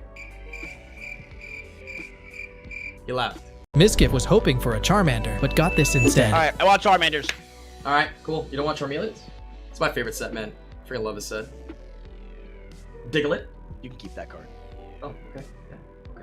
Ponyta. Magnemite. Okay. Dratini, not bad. Coughing. Been a really bad pack, Island. Drowsy, nice. So far, this has been dreadful to watch. Alright, last one. Here it is. Here comes T-Rocket. It's a hollow! It's actually a hollow, though! I'm stressing in. What do you mean? Wait, aren't you supposed to be losing weight? He left. Mizkif was hoping for a Charmander, but got this instead. Alright, I want Charmanders. Alright, cool. You don't want Charmeleons? It's my favorite set, man. Freaking love this set. Diglett. You can keep that card. Oh, okay. Yeah. Today I'm going to try and complete the entire Pokemon Card McDonald's series in one sitting at a McDonald's. To start this off, I bought 5 Happy Meals for $30. After eating 5 entire cheeseburgers, I opened up the special boosters. We need to pull all 15 cards before I was either bankrupt or too full on cheeseburgers to continue. Now, from those packs, we actually got a Sprigatito Holo, the Fuecoco Holo, and the Quaxly as well. We also managed to get 2 Clorf Holos, meaning that there was only 1 card left for me to pull. And I had no idea at the time, but the last card we were hunting for was the Pikachu Holo. So it was only right. I went to the self-serve counter and I ordered 5 more cheeseburger Happy Meals. And on the second one, we managed to get it. The McDonald's Pikachu Holo card. Today I'm going to try and complete the entire Pokemon Card McDonald's series in one sitting at a McDonald's. To start this off, I bought 5 Happy Meals for $30. After eating 5 entire cheeseburgers, I opened up the special boosters. We need to pull all 15 cards before I was either bankrupt or too full on cheeseburgers to continue. Let's compare some more fake versus real Pokemon Evolution booster packs. We obviously have to pick Charizard. We got the fake Pokemon cards that we got off of Amazon, and then these are the real ones that I got from a local card shop. So here we are, these are the fake Pokemon cards. There's no card trick here, so I'm just gonna go from the front. So we got a Charizard, we have a Upside Down Slowbro, we have a Magneton, we got Magnemite, we got Upside Down Doduo Rare, we got Energy, we got a trainer card with the Pokedex, we got a Nidoking, Starmie, and we got Staryu. Now it's time for the real one. We got Brock's Grit, Maintenance, Switch, Charmander, Rattata, Caterpie, Magnemite, Voltorb, Reverse Doduo, and a Staryu. Let's compare some more fake versus real Pokemon Evolution booster packs. We obviously have to pick Charizard. We got the fake Pokemon cards that we got off of Amazon, and then these are the real ones that I got from a local card shop. So here we are, these are the fake Pokemon cards. There's no card trick here, so I'm just gonna go from the front. So we got a Charizard, we have a Upside Down Slowbro, we have a Magneton, we got Magnemite, we got Upside Down Doduo Rare, we got Energy, we got a trainer card with the Pokedex, we got a Nidoking, Starmie, and we got Staryu. Now it's time for the real one. We got Brock's Grit, Maintenance, Switch, Charmander, Rattata, Caterpie, Magnemite, Voltorb, Reverse Doduo, and a Staryu. Let's compare some more fake versus real Pokemon Evolution booster packs. We obviously have to pick Charizard. We got the fake Pokemon cards that we got off of Amazon, and then these are the real ones that I got from a local card shop. So here we are, these are the fake Pokemon cards. There's no card trick here, so I'm just gonna go from the front. So we got a Charizard, we have a Upside Down Slowbro, we have a Magneton, we got Ever wonder if you have a fake Pokemon card on your hands? Here are 2 easy steps to tell if your card is genuine or not. 1. Do an examination of the card that you think is fake and compare it to a card that you are sure is real. And if you don't have any other cards that you are sure are real, take a look at the back of the card you think that might be fake, and if it's glossy at all, or it feels like there's texture on it in any way, it's a fake card, because no real cards have that. But if you get a whole pack of cards that you think are fake, rip one of the cards, and I will guarantee you that it will tell you right away if it's fake or not. If the card does not have a black print line going through the middle of it after you rip it, it's a completely fake card. And to prove this statement, I'm going to rip this real Mega Charizard EX to show the black ink line that goes through it. Just kidding, I obviously would never do that, but I'll rip this energy instead to show you. Hopefully this could help you from getting traded a fake Pokemon card in the future. Ever wonder if you have a fake Pokemon card on your hands? Here are 2 easy steps to tell if your card is genuine or not. 1. Do an examination of the card that you think is fake and compare it to a card that you are sure is real. And if you don't have any other cards that you are sure are real, take a look at the back of the card you think that might be fake, and if it's glossy at all, or it feels like there's texture on it in any way, it's a fake card, because no real cards have that. But if you get a whole pack of cards that you think are fake, rip one of the cards, and I will guarantee you that it will tell you right away if it's fake or not. If the card does not have a black print line going through the middle of it after you rip it, it's a completely fake card. And to prove this statement, I'm going to rip this real Mega Charizard EX to show the black ink line that goes through it. Just kidding, I obviously would never do that, but I'll rip this energy instead to show you. Fake pack versus real pack. And yes, I know, it's battle style and no one likes them. But let's check out the difference between the two. Do you guys see the difference between the two? Let's open up the real one first.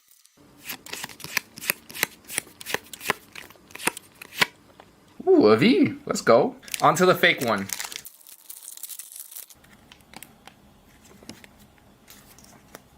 You guys see this? Reverse holo. Common. Cards are upside down. We got another hit.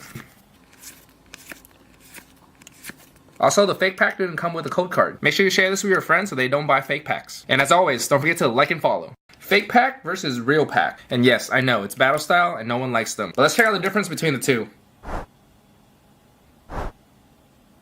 Do you guys see the difference between the two? Let's open up the real one first.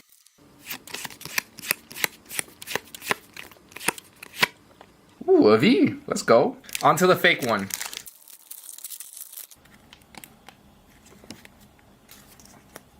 You guys see this?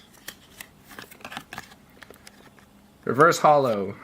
Common. Cards are upside down. We got another hit. Energy. Also, the fake pack didn't come with a code card. Make sure you share this with your friends so they don't buy fake packs. And as always, don't forget to like and follow. Fake pack versus real pack. And yes, I know, it's battle style and no one likes them. But let's check out the difference between the two. Do you guys see the difference between the two? Let's open up the real one first.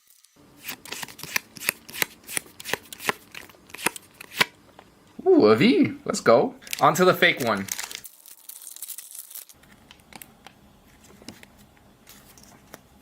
You guys see this? Reverse holo. Common. Cards are upside down. We got another hit. Energy. Also, the fake pack didn't come with a code card. Make sure you share this with your friends so they don't buy fake packs. And as always, don't forget to like and follow. How to spot fake Pokemon cards. Using the light method. If you shine a light through your card and you can see it, that means it's fake.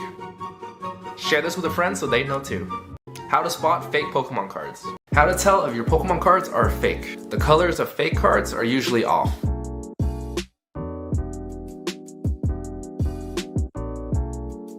Fake cards have no texture.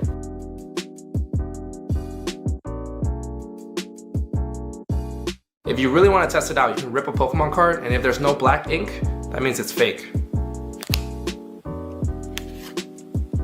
Share this with a friend so they know too. How to tell if your Pokemon cards are fake. The colors of fake cards are usually off.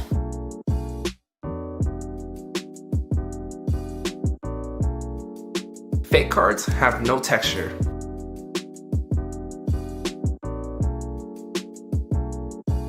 If you really want to test it out, you can rip a Pokemon card, and if there's no black ink, that means it's fake. Share this with a friend so they know too. How to tell if your Pokemon cards are fake. The colors of fake cards are usually off.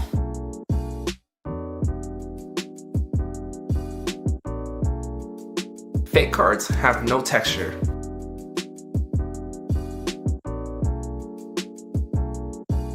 If you really want to test it out, you can rip a Pokemon card, and if there's no black ink, that means it's fake. Share this with a friend so they know too. How to tell if your Pokemon cards are fake. The colors of fake cards are usually off.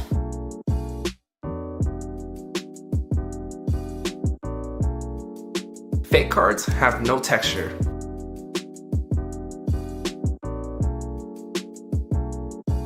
If you really want to test it out, you can rip a Pokemon card, and if there's no black ink, that means it's fake. Share this with a friend so they know too. How to tell if your Pokemon cards are fake. The colors of fake cards are usually off.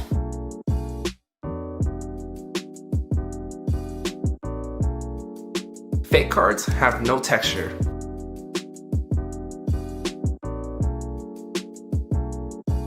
If you really want to test it out, you can rip a Pokemon card, and if there's no black ink, that means it's fake. Share this with a friend so they know too. How to tell if your Pokemon cards are fake. The colors of fake cards are usually off.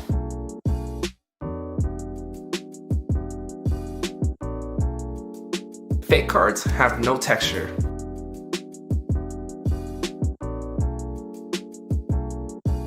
If you really want to test it out, you can rip a Pokemon card, and if there's no black ink, that means it's fake. Share this with a friend so they know too. How to tell if your Pokemon cards are fake. The colors of fake cards are usually off.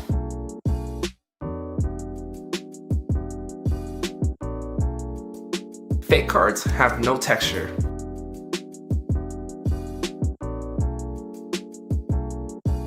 If you really want to test it out, you can rip a Pokemon card, and if there's no black ink, that means it's fake. Share this with a friend so they know too. How to tell if your Pokemon cards are fake. The colors of fake cards are usually off.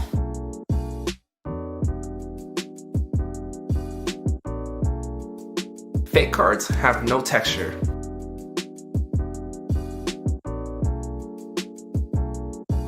If you really want to test it out, you can rip a Pokemon card, and if there's no black ink, that means it's fake. Share this with a friend so they know too. How to tell if your Pokemon cards are fake. The colors of fake cards are usually off.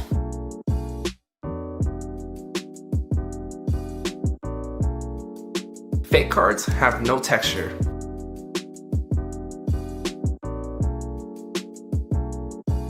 If you really want to test it out, you can rip a Pokemon card, and if there's no black ink, that means it's fake. Share this with a friend so they know too. How to tell if your Pokemon cards are fake. The colors of fake cards are usually off.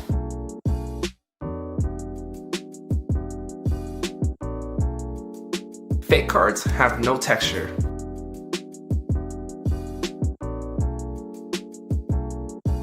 If you really want to test it out, you can rip a Pokemon card, and if there's no black ink, that means it's fake. Share this with a friend so they know too. How to tell if your Pokemon cards are fake. The colors of fake cards are usually off.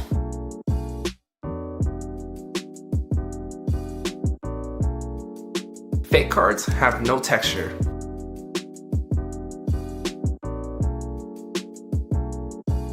If you really want to test it out, you can rip a Pokemon card, and if there's no black ink, that means it's fake. Share this with a friend so they know too. How to tell if your Pokemon cards are fake. The colors of fake cards are usually off.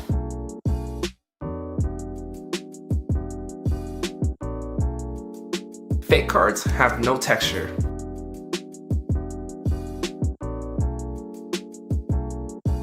If you really want to test it out, you can rip a Pokemon card, and if there's no black ink, that means it's fake. Share this with a friend so they know too. How to tell if your Pokemon cards are fake. The colors of fake cards are usually off.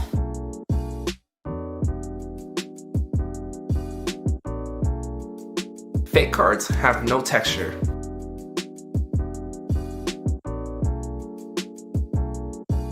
If you really want to test it out, you can rip a Pokemon card, and if there's no black ink, that means it's fake. Share this with a friend so they know too. How to tell if your Pokemon cards are fake. The colors of fake cards are usually off.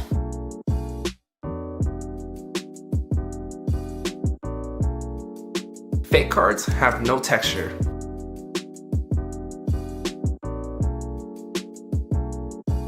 If you really want to test it out, you can rip a Pokemon card, and if there's no black ink, that means it's fake.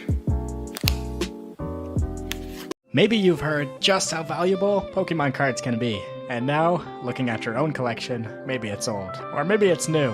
You're wondering if you've got anything expensive. So let's find out real quick.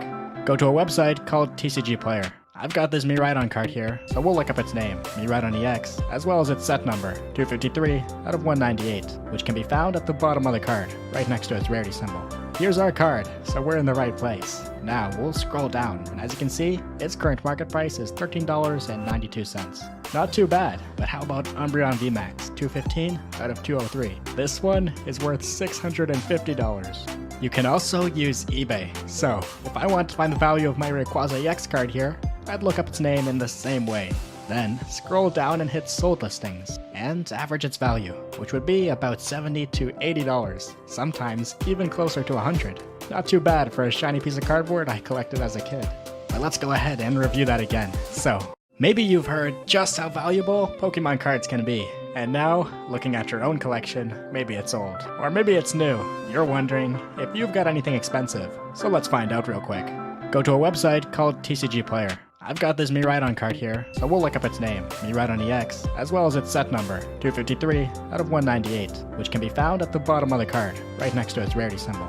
Here's our card, so we're in the right place. Now, we'll scroll down, and as you can see, its current market price is $13.92. Not too bad, but how about Umbreon VMAX, 215 out of 203? This one is worth $650. You can also use eBay. So, if I want to find the value of my Rayquaza EX card here, I'd look up its name in the same way. Then, scroll down and hit sold listings, and average its value, which would be about $70 to $80, sometimes even closer to $100. Not too bad for a shiny piece of cardboard I collected as a kid. But let's go ahead and review that again. So, maybe you've heard just how valuable Pokemon cards can be, and now, looking at your own collection, maybe it's old. Yoda, Frenchie, Yoda, Frenchie, Yoda, Frenchie, pup. Apparently, if you stare at this filter for 10 seconds, you will fall. Let's see if it works. This is going to be super easy. I don't think it will work. We're good. Ah! Apparently, if you stare at this filter for 10... Here we go.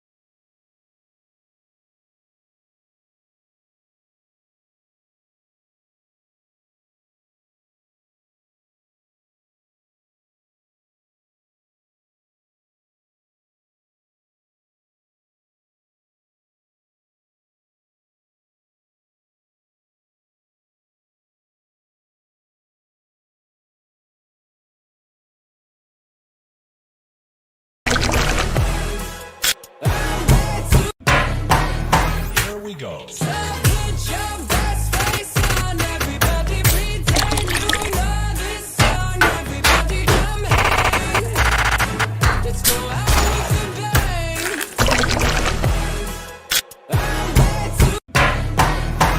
go.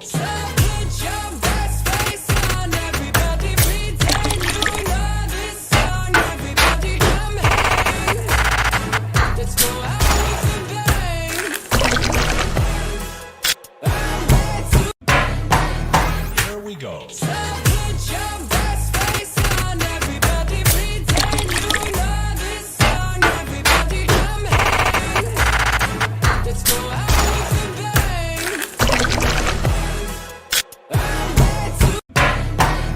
Here we go.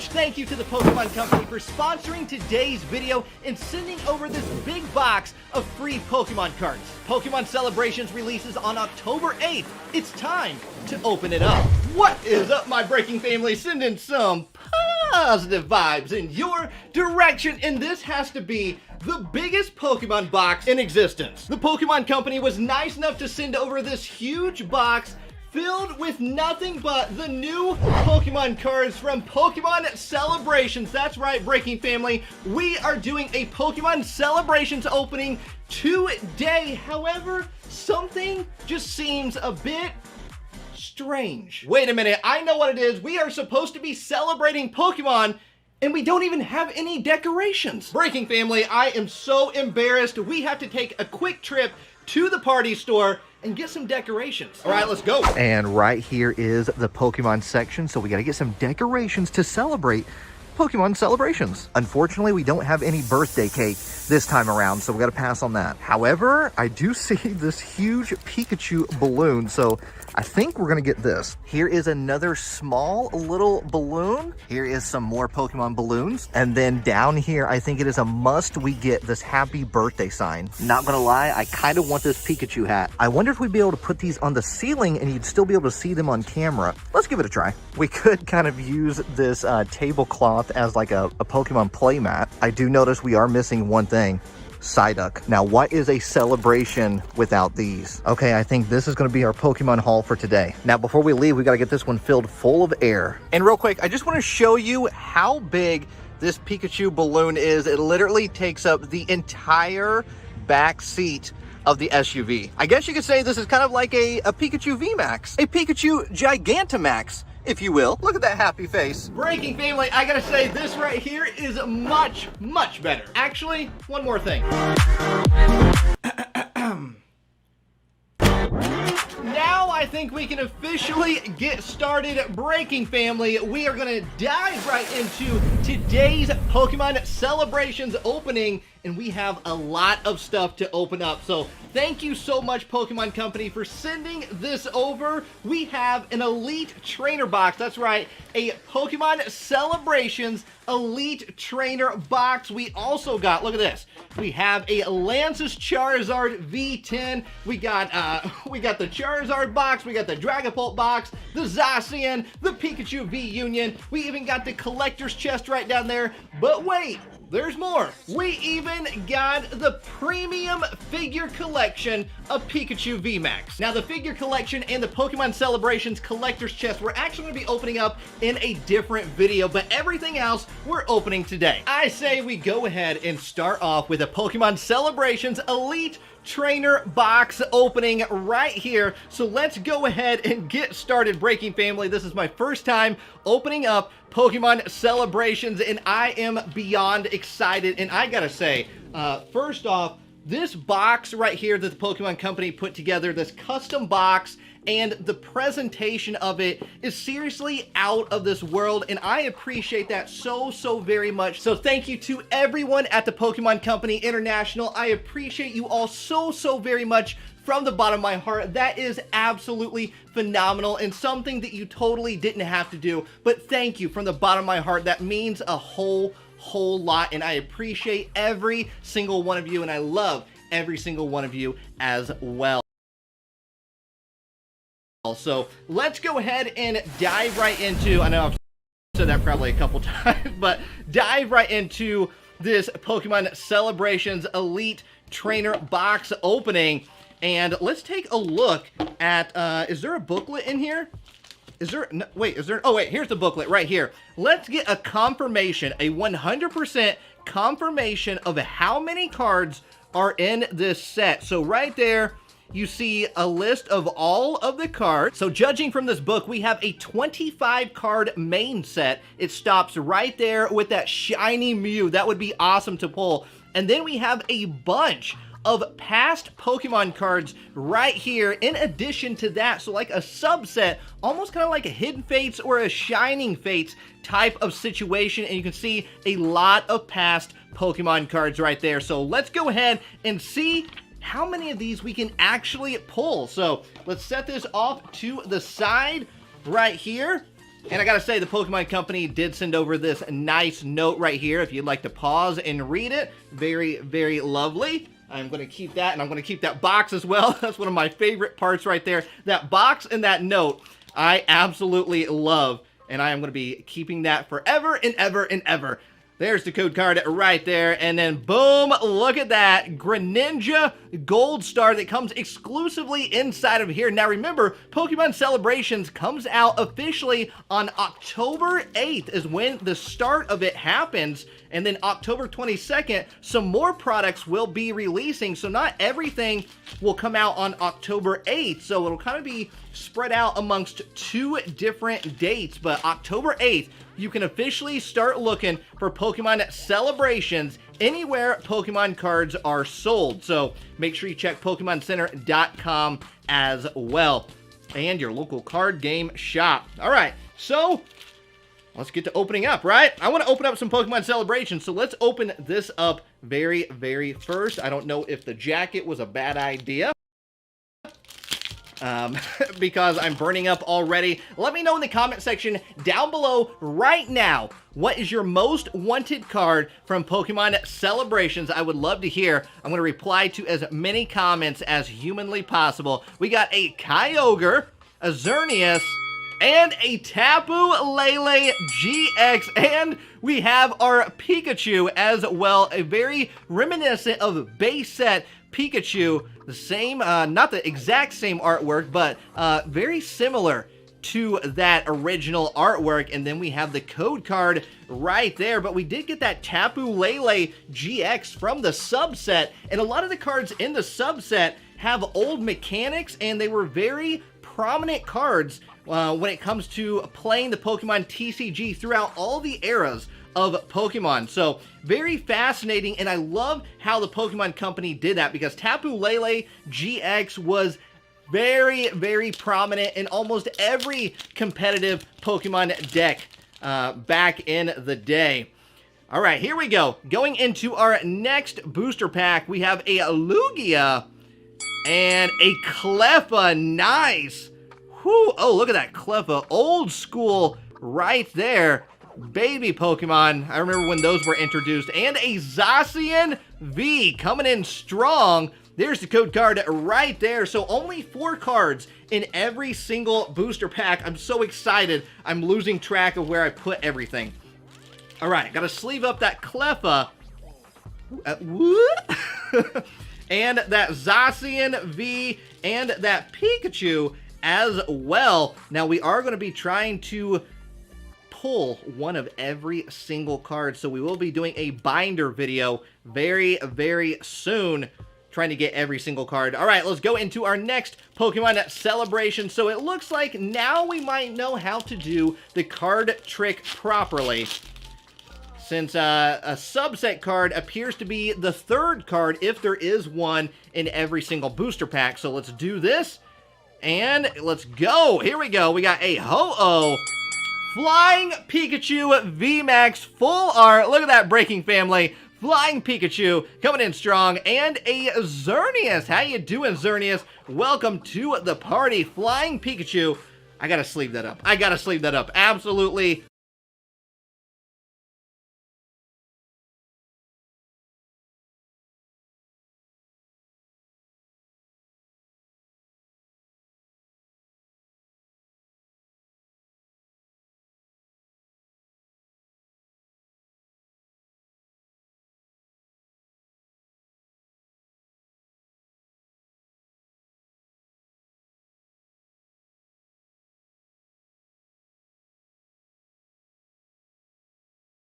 This is a custom Pokemon card boot. I got this. This is a custom Pokemon card booster box. Inside of this box is a total of 36 different Pokemon packs. Want me to tell them what's inside? Go for it. Inside of this custom Pokemon booster box, there is sets like Tag Team All-Stars. We got Sun and Moon Unified Minds, XY Furious Fist. We gotta have the Pokemon Celebrations. Oh, yes. And what would be a custom Pokemon booster box without the king of the dollar store? That's right, dollar store Pokemon packs. Yay. And more. And more. Now, Breaking Family, we are doing an entire custom Pokemon booster box opening in today's video, but we're gonna do it in style. Today's video is sponsored by Original Stitch Pokemon Shirts. Original Stitch is a made-to-measure custom clothing company where all the clothing is hand-cut and handcrafted. And Original Stitch was nice enough to let us pick out our own custom Pokemon shirts. Marie, tell everybody what Pokemon you picked out. So I picked out my favorite Pokemon. I got a Flareon shirt. And since I actually already had a Psyduck shirt, I decided to go with Shuppet. It's the Halloween season, right? There you so go. I thought no better Pokemon than Shuppet to represent the Halloween season. I like it. There is the difference between real and fake Pokemon cards. Things that you will notice. First off, the backs of the cards. The back of this card is in a different shade, in a different color. The fake card is smaller by just a little bit. For the real cards, they are much more rigid and less bendable than the fake card. There is something you can also do. A Pokemon card actually has 2 layers. Going across the card, there's the back and the front, and in the middle, there's a little like black inky haze. And if you actually tear a real card, you'll notice there is a black haze that goes across. Here's another fake one that tore really easily. There's no little black film that is here. The difference between real and fake Pokemon cards. Things that you will notice. First off, the backs of the cards. The back of this card is fake cards versus real. Top 5 ways to spot a fake first edition Charizard. Here's 3 of the most common fakes alongside my real first edition Charizard in the PSA case. First thing, the holo pattern. These fake cards just can't match the real thing. Second thing, color. There's going to be variants in color of authentic copies, but these fake copies, the colors just look so weird. Third thing, text. Overall, the text won't be nearly as crisp. The fonts will be a little bit larger or smaller, or just won't look right. Fourth thing, border width. Like fake cards versus real cards, side-by-side comparison.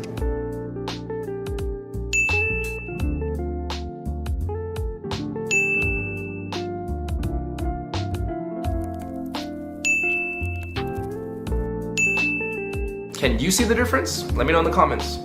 Fake cards versus real cards, side-by-side comparison.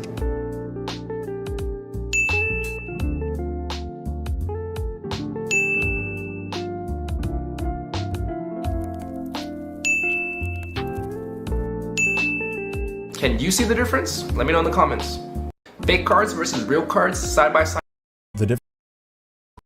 How does... They try to sell me fake Pokemon cards and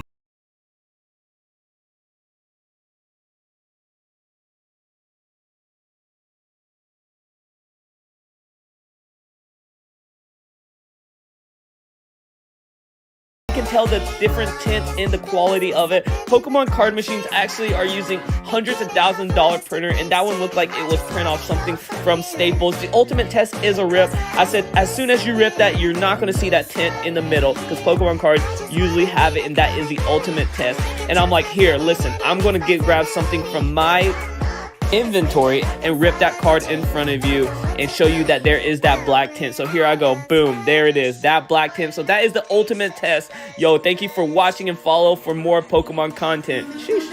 They try to sell me fake Pokemon cards and here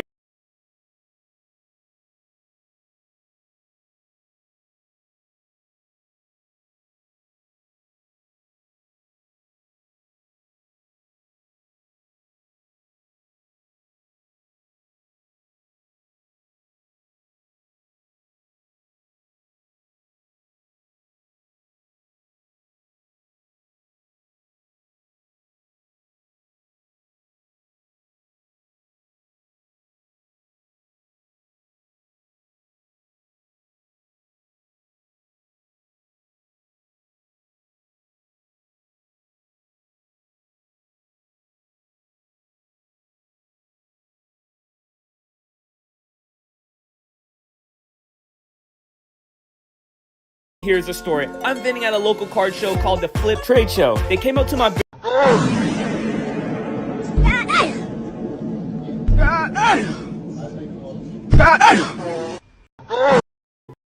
How to spot fake Pokemon. They Yo, I am calling every green screen kid. I want this video to be filled with nothing but green screen kids. Please Green screen. I am starting the green screen challenge. If you are watching this video and you have a YouTube channel, green screen this video right now. Now you don't have to show your face, just green screen it. I want to try and make the biggest green screen chain ever. I am starting. This is the world's smallest Rubik. Pretend you're in a car crash. Close your eyes in 3, 2, 1.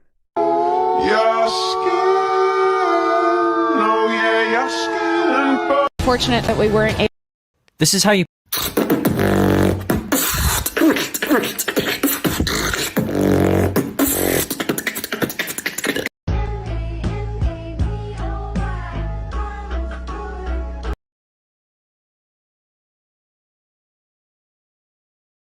We've been opening a ton of Pal Day Fates on the channel, and we still haven't got some of the rarest cards in the set. I'm going crazy. But today we've got a ton more packs as a last ditch effort to try and get some of those rare cards. You guys smashed the like goal on the last video. So this video we're going to try and get 150 likes and I'll give away one of these ETBs to one of you subscribers. All you got to do is leave a like on the video, comment something down below, and obviously be a subscriber to the channel. As you can tell by the title, we are doing another hunt today. So the only cards I don't have, again, is the SIR Charizard and the SIR Mew, two of the biggest hits in the whole thing. I keep going on Facebook Marketplace, there's people selling them. Why have I not got one? Is my question. So we're basically just gonna bang packs open today and just get one. That's the plan. I don't see why we can't do it. Everyone else seems to be doing it. So yeah, I'm just gonna jump into it and just do it basically. So yeah, we've got a fat stack of packs to open. I wanna get these open, get this on the channel right before Temporal Forces comes out because I'm sure we're all excited for something new. So yeah, let's just fly through these. It's got the Chunk, Execute, Charcadet, Atticus, Donphan, got a shiny Luxray, which is one of my favourite Pokemon, so I'll take that, and a Maschiff. What am I doing? I've got Maschiff and a Reverum, but we don't care about Reverum.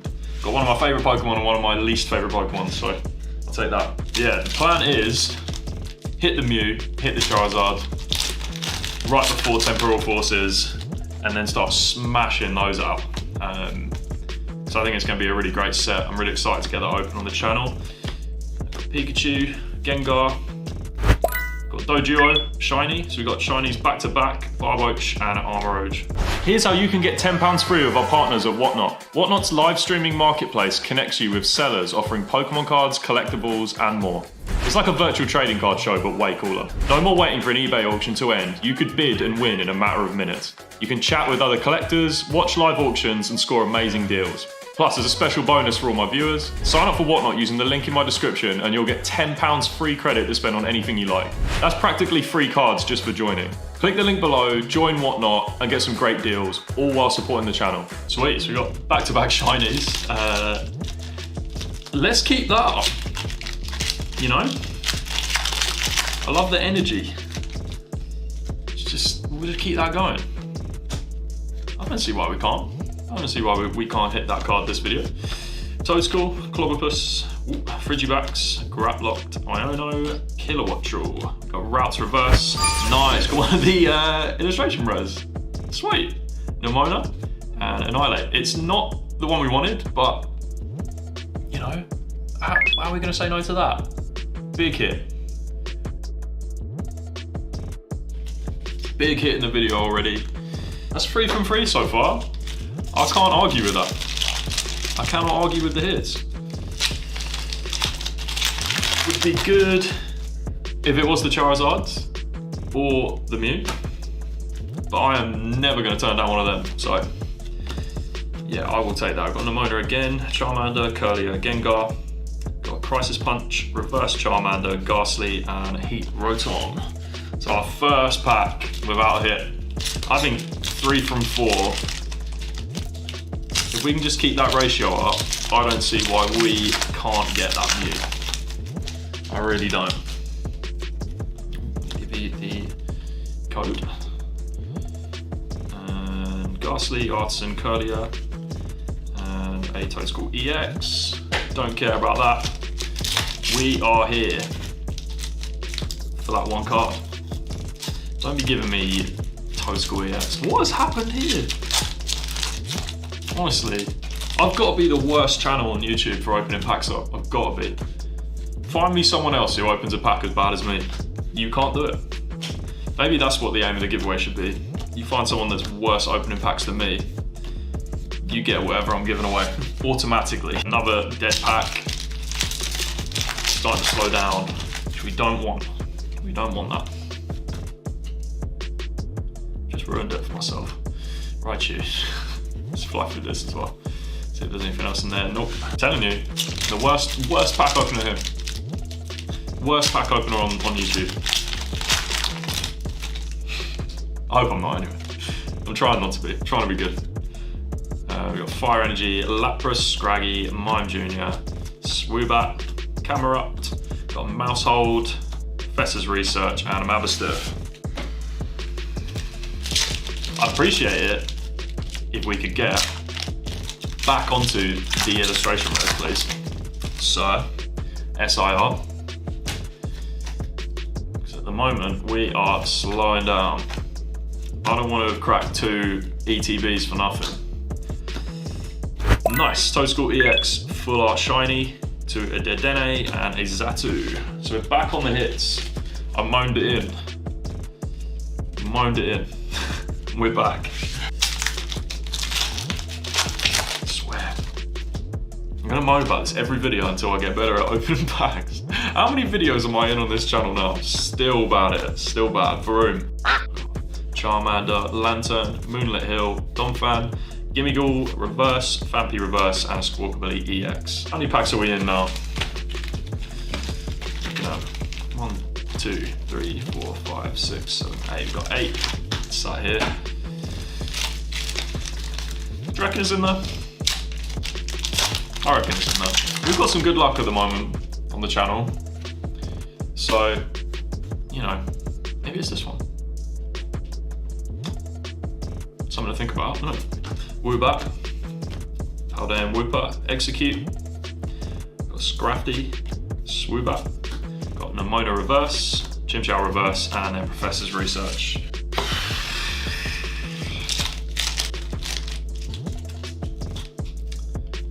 Let's do a no reaction pack on this one. Alright. I'm not even gonna look. I'm gonna look dead at the camera. It's not in this one. I can feel it. It's not in this one. It's not it. Oh, cool.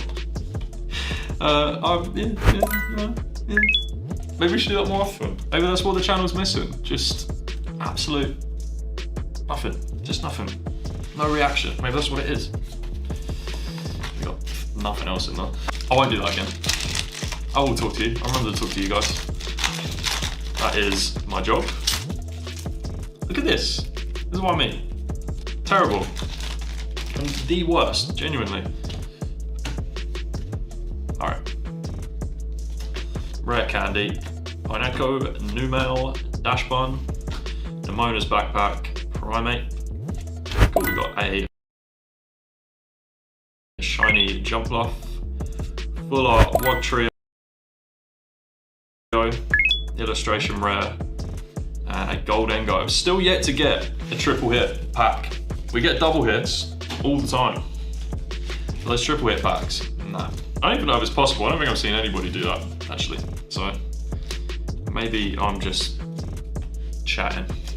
Who knows? Right. We've got plenty of hits today. Just not the one we're after. I'm getting too complacent. Got that Charizard in the last video and I'm sat here like, I should just get it. Just have it handed to me. It's not how it works. Woobat, Phanpy, Swoobat again, Gengar, nice. Got another reverse Hoppip there into Fidough and a Ceruledge. I do think Ceruledge is the cooler one out of Armorage and Ceruledge. Actually, let me know down in the comments, right, which is your favorite, because I don't know if any of you play Pokemon Go, but it just came out of Sharkadettes in eggs and stuff.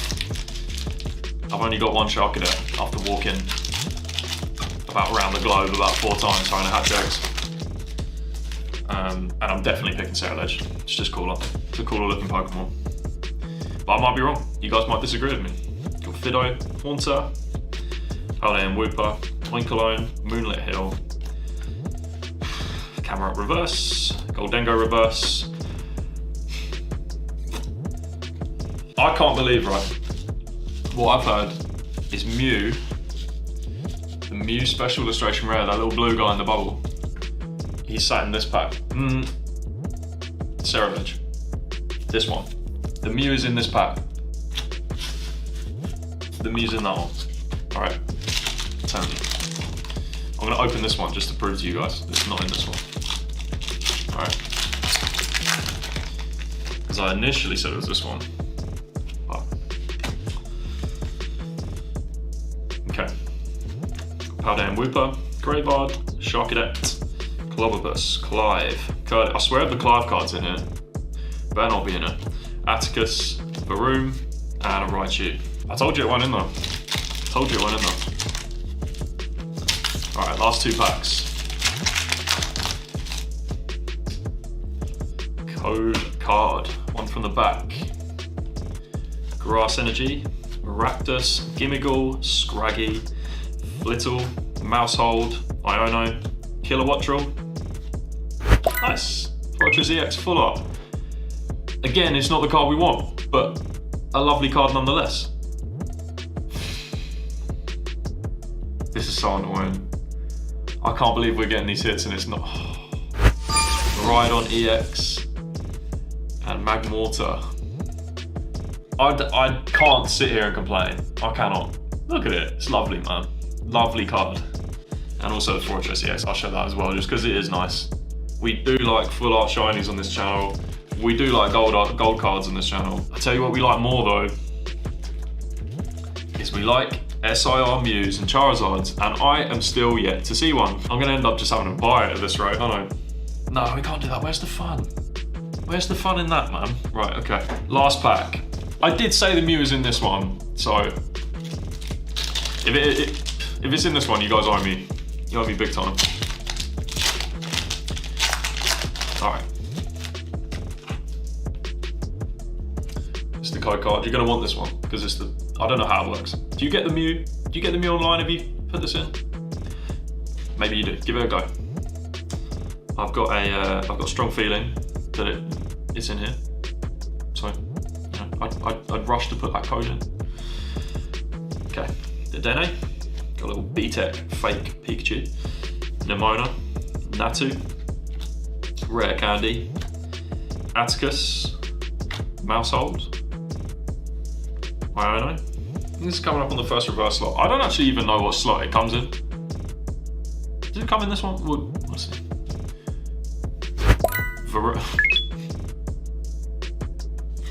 Get out of here! Right, we got Dash Pun. Okay. No. Alright, I'll see you guys in the next one. Thanks for watching today's video. If you want to see more videos from me, you can click on one of these videos in the corner. Also, if you want to obviously see videos as they come out, you can click the subscribe button in the middle there. Alright, I will see you in the next video.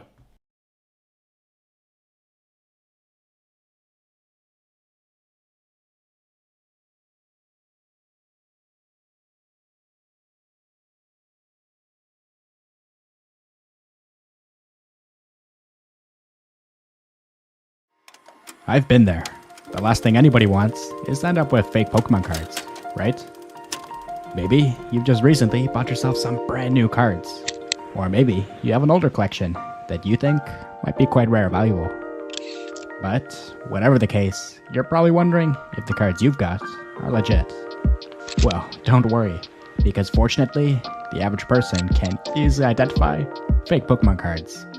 But you will need just a little bit of guidance.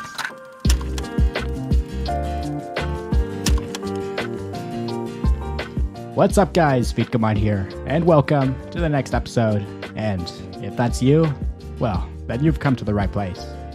In the vast majority of cases, spotting fake Pokemon cards is a piece of cake. After all, the creators of these fake cards really only care about making them look just good enough to deceive the unsuspecting buyer, but they don't need to stand up to any kind of scrutiny. So, let's make sure that you won't fall for their tricks, and that you can spot these fakes and protect yourself from buying them. Whether you're already a seasoned enthusiast, or you're completely new to the hobby, welcome by the way. this guide is for you. So, without further ado, let's get right into it. Alright, so before you do anything else, let's see if there's anything about your card that might give it away right away. So, take a look at your card and do a quick scan. Then ask yourself, does anything about it seem off? Begin by reading through your card and checking to see if there's any simple spelling or grammar errors. Things like misspelled words, spaces between letters, and other errors in syntax. Most of the time, the creators of these fake cards speak very limited English, so coupled with the poor quality control, it's common to find such errors. And these are usually dead giveaways that the card is fake. But besides basic spelling mistakes, another common error to watch out for is a missing accent on the E in Pokemon. This might appear in various places on the card, wherever the word Pokemon is written, and can be quite easy to miss, unless you're specifically looking out for it. But omitting this accent is actually a lot more common of a mistake than you might think, and can give away a lot of otherwise convincing fakes. And also, if you see any HP or attack values greater than 1000, that's another dead giveaway. This one is less of a mistake and maybe a bit more intentional. EX, V, or GX cards typically have the highest HP, with most being around the 100, 200, sometimes even 300 range, but anything higher than that, and based on that alone, it's probably a fake. But if you've read through your card, scanned it over, and found no spelling mistakes, obscenely high HP values, or anything else that's just plain wrong, then there is one more thing that can give away a fake card right away. You see, real Pokemon cards are actually made up of multiple different layers, all stacked together with a black layer in the middle. So, here's a simple trick. If you take your card and look closely at an edge, it can be any edge, top, side, or bottom, you should be able to see a thin black line between the two halves of the card. It is really quite thin, so it might be hard to see at first, but if you look closely, it should become pretty obvious. As you can see here, with this card, a dark line is present, so that's a good indication that this card is indeed genuine. If we look at the edge of this card though, there's no black line at all. It's just plain white, so this one is definitely fake. And looking at the two, our fake and real card that is, the difference is quite obvious.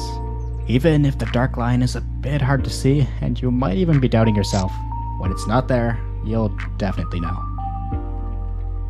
So, these were some quick and great ways to spot fake Pokemon cards right away. But it may not always be this easy, and there are some very good fakes. Alright, so if it's not obvious, if nothing stands out as being clearly fake, then it's time to delve a little deeper. Personally, when I'm unsure, I compare the card I think might be fake with one that I know is real. I find this to be the most reliable method.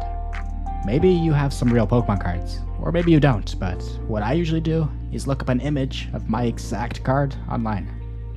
I've got this Butterfree VMAX here, so I'll search up its name, Butterfree VMAX, as well as its set number, 002 out of 189, which you can find right here in the bottom left corner. Now let's find a good image. Preferably an actual image of the card in real life, not a scan, so here we go, this one's good. So now, let's take a look at our two cards and see if there are any easy to spot differences. You might already see several, so we'll go through them all now. First is border alignment, or centering. It's a little hard to tell with VMAX cards, but if you look at the black border at the bottom and on the left and right, it looks way too thick and uneven on all sides. Taking a look at this basic Yveltal card here, you can see an obvious example of seriously messed up borders.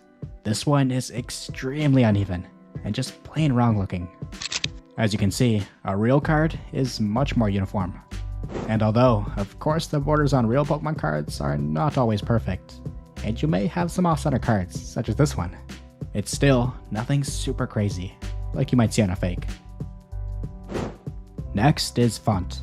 Fake cards will often use a different font from what you'd find on real Pokemon cards. As you can see here, with both cards side by side, the fake Butterfree is definitely using a slightly different font. And this is even more obvious on some of these basic fake cards, which are just clearly wrong, way too bold. And also, When looking at the font, also pay attention to the size. Is the text on your card too big or too small? And next is color and quality. A lot of fake cards are obviously made to be as cheap as possible, and as such tend to have a much lower print quality than real cards do. The text and artwork may look a little bit blurry and low quality, which you can see right here, or it may even have some weird print lines on it. Essentially, anything that isn't a sharp, high quality image, like this real card, is grounds for concern. But most prominently, you'll probably also notice a slight difference in the colors of your card, which in fake cards, I often notice to be overly dark in some places, and overall quite dull and muted, especially in the blues and greens. Besides poor color reproduction and overall bad print quality, fake Pokemon cards almost always fail to replicate the special holographic effects found on real Pokemon cards. Not all Pokemon cards have the exact same type of holo pattern though, so this tip is a bit more specific to the particular card that you're looking at, and will definitely require you to know what your card is actually supposed to look like, ideally with that image online. As you can see here, I've got this fake Feraligatr card, and if we take a look at the real one, its holographic effect is just completely different, and it's the same with all of these. You can also see that the holo in these fake cards bleeds into the entire card, rather than just the artwork, as it is with the real one. The worst fakes will literally just print the holo pattern directly on the card, which you can see right here with all these lines, attempting to replicate the real card. But going back to our Butterfree VMAX card, you can see that the fake one is also wrong here, with a sort of vertical holo effect, whereas the real card has a holo effect that runs diagonally. And on the topic of holo patterns, with special full art type cards specifically, such as full art VMAX or V cards, EX cards, GX cards, and so on, these usually have texture. While fake cards, like these, may have some shine, albeit the wrong shine, they always, every single time, get the texture wrong, or in most cases, straight up omit it. You can see that lack of texture is extremely prominent with these rainbow cards. The backgrounds are just so plain without it. But now, let's take a look at the cardstock, or the card itself. This, again, is something that fake cards always get wrong, and you can always tell. So, bend your card slightly. It helps to know what a real card feels like, but fakes are always especially flimsy, and bend super easily. This, if you remember from earlier, has to do with the multiple layers of paper that real cards use. A really great trick you can use here is to hold a flashlight up to your card. With fakes, the light will often pass right through. This is due to the low quality cardstock that's used. But if we take a look at a real card, you can see that absolutely no light passes through the card. It's just completely opaque. So if you shine your flashlight and you do see light on the other side, you've probably got a fake. And you may also notice a size difference, as fake cards most often are a bit smaller than they should be. And with this fake card, you can see that's just the case. If you have a real card to compare it with, then great, but if not, then for reference, the dimensions of a real Pokemon card should be 6.3 centimeters in width by 8.8 centimeters in height, or 2.5 by 3.5 inches. But finally, let's go ahead and flip our card over to the backside. As you can see, there's a clear difference here, with, just for reference, our fake card being on the left and the real one being on the right. Grabbing a couple more different fake cards, you can see they all look similarly wrong. The backs of fake cards typically tend to be darker in color, a little too saturated, and often with the same or very similar types of blue used throughout, just a lighter and darker version.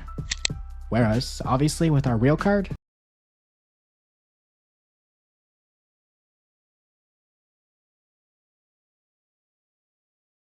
there's light and dark, and a very clear distinction between the various different shades of blue. And those are all the main things to look out for. So, grab an image of a real card and compare it with yours, because ultimately, once you know what a real Butterfree VMAX card looks like, the fake one is unlikely to fool you.